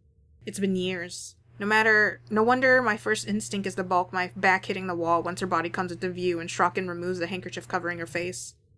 Fuck, what the hell happened to you, Mint? Oh, that looks horrid. She likely died from the wound first. Where I can easily pretend that the other corpse I've seen in my life are just sleeping, the same does not apply to the other woman. The slit on her neck is a jagged mess. Thanks to the room's humidity, decay has just started. Elsewhere, she would have already started rotting, eaten away by maggots long before we even found her. For a moment, once the horror has passed, I consider pinning her death on that little pig. But why should I even? Nobody else knows of her just yet. We can just make her body disappear along with the detective once we're done with him. That'd be the simpler route, but this will have to be decided later. Suddenly, Shrocken gestures for me from the other end of the passage. Just a few paces away from Makala, he stands glaring at some point of the wall as if it had offended him. I raise an eyebrow in question, but he merely answers with a gesture of his head. Another thing you need to see. And I immediately know why. Where his eyes are trained, a door lies slightly ajar, one that shouldn't have been there in the first place. A frown quickly appears on my forehead as I stare at it, and where it offers a small glimpse of the room on the other side. I can barely see anything, but from what little my eyes can catch beyond the darkness. Those jail cells? So it seems, I'm afraid. Whoa, what? In my own home? Underneath my own house? Right in the place where I sleep and live? You have not been made aware of this? Obviously, do you see this face? Do I look very happy about this? Do I look unsurprised about this? What else is in there? Bones! Oh, more dead people! Oh, Christ, how many? Oh, God. Oh, God. Oh, God. For someone who is used to putting bullets in other people's heads, you're very cross about this. Oh, what did you expect? There's a dead interior designer over there. Lunatics have been going in and out of my home. And now I find out that there are places in this bloody mansion I haven't been made aware of, full of little surprises for myself or the fucking police. So yes, I am very cross about this, Shrocken. What's next? A magical, mystical, spooky graveyard in my bathroom? Did that estate company know about this? Is that why they had no problems just handing it to us?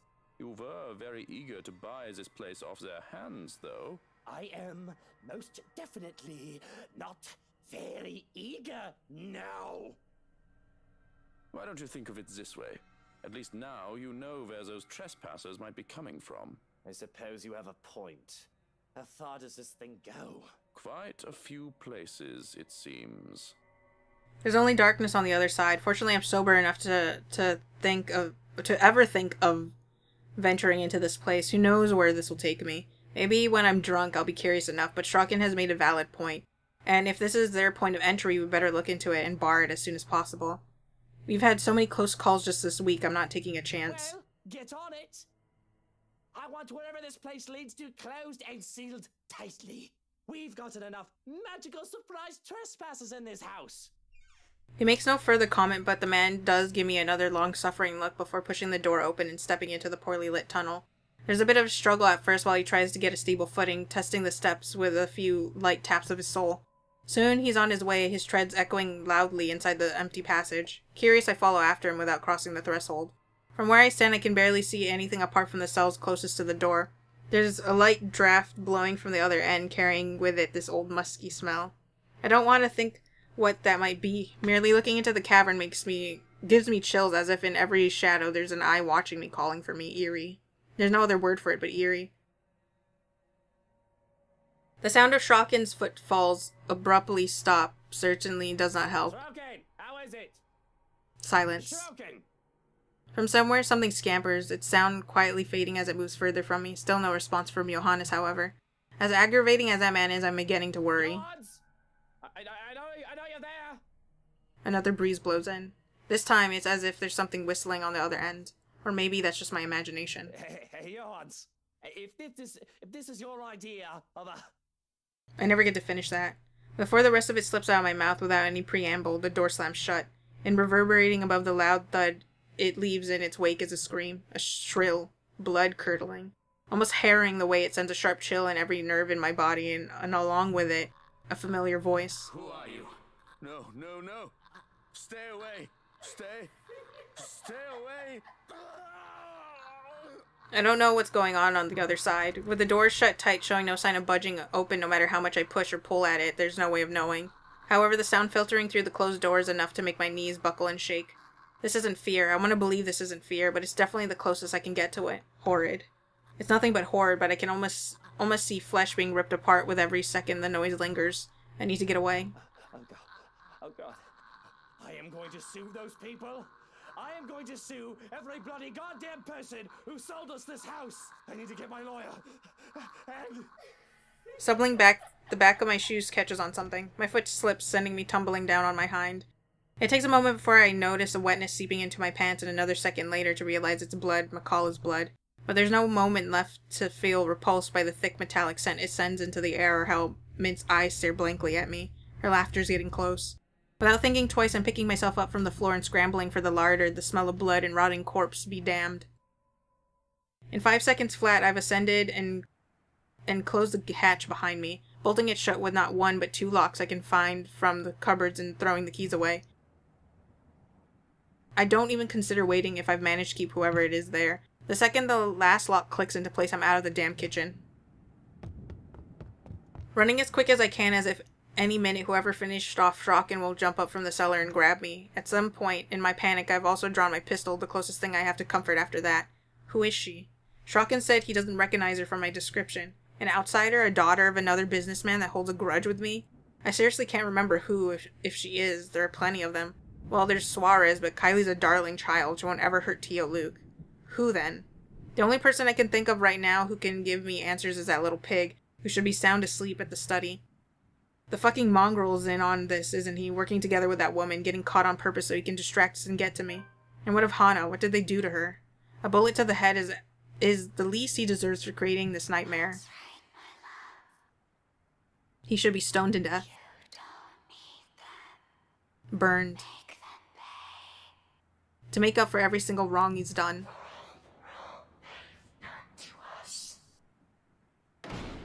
Upon my entrance, the door leading to the foyer bursts open with a loud clap accompanied by the rumbling of thunder outside. The downpour has intensified and lightning strikes across the night sky more frequently than hours before. I ignore all of it, heading straight for the stairs with only my purpose in mind, and her whispers, leading me, calling me, beckoning. But short of my foot taking on the first step upstairs, a noise to my left distracts me, briefly halting my movements while curiosity takes over every murmur in my head. And it's a good thing, perhaps, that I did, because as soon as I look up I see him, the detective, just as he's about to jump down from the furniture that has somehow ended up piled blocking the door to the parlor. What happened there, and did he really think getting out of this house would be that easy? My feet's already moving before any rational can stop me, a hand firm at my gun when I finally release the safety from it and take aim. My finger on the trigger's more than itching to shoot, but I hold back. More than seeing him bleed, I want to see the expression on his face when he realizes everything he's doing is futile. He's trapped. His life's in my hand. Well, you aren't as incompetent as I thought. I can tell the exact moment the realization dawns on him, a short second of his body freezing and blood draining from his face as soon as his feet hit the floor.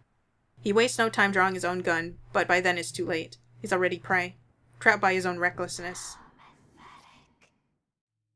Who knows what Feathers can do to me? We're all desperate to get out of this house. There's only 2 of us in this room. He can easily do anything in the world wouldn't know. Of course I can easily overpower him, not without some effort, but I can. But what if he's in cahoots with a creature unlike what he has said? Fuck. I cannot trust him not to turn on me. I cannot trust anyone, not anymore, not after this. Everything that I've built has fallen apart. This is all your fault if I'm dying to this bloody curse. Calm down, right? You shut your mouth. If it weren't for you, for this letter, Hana would still be. Suddenly, Feathers steps up and slaps the knife away from my hand. The blame game isn't going to get us out of here, right? I'll be more than happy to leave you here, if you want to stay. Without batting an eye, glaring at me as if he might just rip my head off in this instant, said knife slides uselessly under the table. I should have expected he's not the kind to submit under a threat. This pipsqueak thinks he can intimidate me, bloody peasant. My head's already aching just listening to this. Does he take me for someone with half a brain? I should have just stabbed him and made a run for it. It doesn't help that with each second we spend talking, the whole place gets crazier. The voices also become louder and somehow sounding more vicious. He may not be thinking of it right now, but eventually he'll turn on me. Such is the nature of humans. I can't let that happen. Fuck, I still have so much to do. See? Wasn't that easy? For fuck's sake, you need to get your poor head checked. How did you make it this far in life with that kind of thinking? Well, you can thank me later for this. You may now show yourself off my property before I call the police on you. I walk out of the study with a single glance back, more than eager to finally get fresh air. He can find his way out of this place, I'm sure. Better not catch him again, though, or I'll not be happy. I'm already being nice as it is. Outside there's only silence, deafening, still. The same hush that comes after a terrible storm that has swept the countryside. And with it the wide open windows is the sight of the sun rising above the horizon. Ever so slowly the sky begins to lighten before my eyes. Darkness giving way to the warm morning hues, soft rays spilling over the vast expanse of Lugsborn countryside. Nearby the trees sway and rustle with the breeze, a passing draft that carries even into this room from outside, cold enough to make me shiver. The remains of a storm that has passed. In the distance I can hear the soft chirping of birds while the rest of the world stirs wakes. Dawn at last. We are free. That's what you think. Even with his success in bringing the Lugsborn firm case to a close, notably it is the last one Ashton Frey ever handles. Disillusioned and burdened by the deaths of the people he has failed to save, the detective ultimately gives up his badge and resigns from the police force. Although he continues to help former colleagues when requested, he prefers to stay away from the life he once lived, choosing a quiet life away from the rush and excitement he dreamed of as a child. Every now and then people may spot him at the local pub sharing a quiet conversation with a resident bartender, a glass of liquor in hand. Oddly, he never drinks it, merely staring at the amber liquid before leaving the establishment without a word, taking with him the ghost of a regret he knows he will never be able to make up for. Sorry about this. I don't think twice. Within the span of a heartbeat, I'm moving and pulling on the trigger. 2 shots in quick succession echo across the whole foyer, and both hit their mark true. Wright coils with a sharp cry of pain. His pistol falls useless to the ground with a loud clank, followed by drops of blood from his bleeding wrist. Why, you insolent! He's down in 2 successive steps when I tackle him to the floor, pinning him hard with my arm. Although before I can knock him out with a solid right hook, an agonized wail bursts through the tense air, loud enough to echo along the dark, empty halls of the mansion. Piercing enough for every occupant in the foyer to cover their ears and close their eyes. Then, all at once, there are images, flashing fleetingly yet burning itself in my mind. Some are merely vague, blurry shapes, while others display vividly. All from a time long ago and a life that was never mine. Over and over, along with every voice, every whisper, they shout, they cry, they wail, all asking for respite from an eternal torment. However, there's no time to make sense of it all. Amidst the discord and the noise, something whizzes too close, too swift. A brief, keen blur that barely registers in my eyes, like an arrow quickly finding its mark and heading straight for her. An acute pain bursts through my chest in the next instant. All of a sudden, everything around me feels too sharp, every edge, every point. Even the act of drawing a deep breath alone stings. Numb. My hand comes away bleeding and shaking. Soon, without warning, I'm going down on my knees and the whole world is pitching sideways. I've gone through a lot, survived a lot of shit. Doesn't take a genius to figure out that I'm done for. Whatever hit me, a hole to the chest is fatal enough. I don't think I'm going to bounce back from this. I'm dying. I should be afraid in this moment, yet I'm not. There are 5 stages: denial, anger, bargaining, depression, and I guess this is acceptance. I'm coming, guys. I'll be with you soon. No sense of regret, even as she appears before us, her voice echoing throughout the foyer. At the top of the staircase, Hannah Wright stands there, pale as death and expression eerily calm. My eyes dart around, wary of her. She's wrong. I told you, didn't I? Everything you're doing is useless. And now, you're dying. How does dying alone feel, Ashton Frey? Hannah? Oh, Luke, darling. Outside, another streak of lightning. Here, there's only a whispered sigh, a fading breath, and a lone heart that beats hard one last time.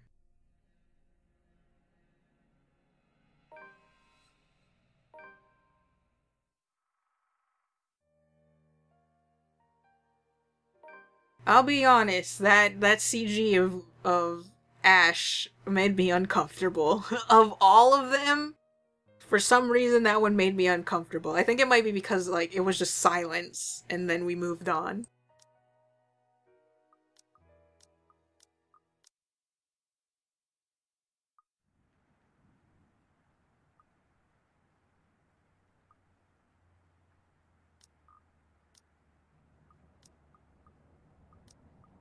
But I don't grace his question with an answer, though I have something in mind. Or perhaps it's because I'm a fun boss. Oh, wow. Whoa. the fuck out of here. And I should have also expected he won't let this end in that kind of standstill. Sorry about this. I really don't have time for you. A short lapse. One moment of letting my guard down. Before I can react, he fires 2 shots in quick succession. The sound crackling through the empty foyer almost as loud as the storm raging outside. Pain explodes in my wrists no 2 seconds later. Why, you insolent! The next moment happens in a blur. And the following second I'm being tackled bodily to the ground, back hitting the cold floor hard and pinning me down by the neck. There's a fleeting moment of panic and struggle while I try to untangle myself from him before he managed to knock me out. And then a wail piercing through the thick air, shrill and sharp. And with each sharp note beating harshly against my head are the images again, faces and voices so utterly unfamiliar, seeping into every crevice, turning sinister with each shift. They are not mine, but they might as well be with how vivid and crisp they appear. Over and over they all flash behind my eyes until it becomes unbearable, pounding, throbbing. Thudding against my skull worse than any headache a hangover can give. Bloody, I'll take a hangover over this any day. A haze begins to fill my vision as black spots dance around the corners of my eyes. Beside me, the detective suddenly falls, muttering something quietly to himself as something distinctly red flows from under him. Blood, perhaps. In the blurry mess of vision, it doesn't quite register. Nothing does, except for the voice unexpectedly ringing above the discord. Everything falls away to the background. All that matters is her. Not that any of this matters, weak as I am, with this headache crushing my skull, bearing down on me with a weight that leaves me gasping. Soon, despite my efforts to fight it, the entire room tilts forward and the floor rises to meet my face. Don't worry, my prince. Everything will be over soon. Above the deafening din of thunder and the howling of the wind, her sickening laughter is the last thing I hear before blackness spreads and claims me. My whole body seizes with a gasp violent enough to wake me. Just as soon, my eyes fling open, looking wildly around, searching for that familiar sickening smile. There's a brief moment of confusion when I don't find her and see only an empty room before me. The storm still rages outside with a draft sweeping into the room from the balcony door I'd forgotten to close last night. In the far horizon, lightning cuts sharply through the dark sky, illuminating everything in sight before disappearing into a boom of thunder at its heels. A dream. It must have been a dream. Yet it all feels too real. The migraine still pounding in my head serves to remind me of that, though maybe it's because I haven't eaten anything since this afternoon. Coupled with everything going on in this bloody mansion this past week, I no longer have any doubts what this is. Stress. Just stress. What else can it be? Everything will pass soon. This headache will be gone tomorrow along with every fucking problem, and all will be well. Fucking nightmares. The expensive mattress and pillows feel heavenly under my tired body when I flop back down to it. Burying my face into the soft Egyptian cotton and simply laying still makes the idea of sleep especially inviting. Closing my eyes, I barely notice as the weight on the bed shifts, not until I feel a body pressing at my side. Are you awake? Hana. So Strachan has finally found her. Good. Another problem off my list then. I want to give a sarcastic reply, but it's hard to give one when I'm laying down on my stomach with my face buried in a pillow. Besides, I'm hardly in the mood for conversation and she should be resting. So I keep quiet, hoping that Hana will just go back to sleep. She usually does if I pretend to be out of it long enough. Though pretending to be asleep is difficult when she puts her face in the crook of my neck and places light butterfly kisses. A bit of silence passes, but she shows no sign of going back to sleep. That makes it so I can't fall asleep as well. Who can do that while someone is staring at them? I'm about to call her out on it when she speaks up. It feels like a terribly cruel dream, my prince. I do not even dare avert my eyes if I can. To do so, I'm afraid that you might be spirited away. Confusion isn't quite enough to describe what comes to mind when I hear her words, but I also feel as if disturbed is too strong a word. Yet I cannot deny the unsettling feeling that worms its way into my stomach. I have to remind myself that this is Hana. I have nothing to worry about from her, for all our faults and misgivings. She is possibly the only person I have, can, and will truly trust in this world. So why does it feel so wrong when her hand touches mine? To be repulsed at my own wife for no apparent reason is illogical, yet her mere presence has been disturbing. From her suddenly devoted and near-dependent nature, her obsession and possessiveness, to her strange way of speaking, something has been wrong with Hana as of late. I don't want to admit it, but it was almost as if she turned into another person overnight. Spiders all spindly and sharp 8 legs and maggots, slick and slimy and dreadful, march across my skin. Revulsion and a general sense of wrong comes to mind. I promised you would be here again. Someday. We were afraid that you never would. Wrong. We've been alone here, you see, in our home, our special place, waiting for you. Wrong. After all this time, finally you've come. Wrong. And now we'll all be together. Forever. Even her laughter's wrong, wrong, wrong. I want to scream. Run. Leave this place. But my limbs won't move, pinned hard against her as she caresses my arm. Her laughter only grows louder, echoing in my head until...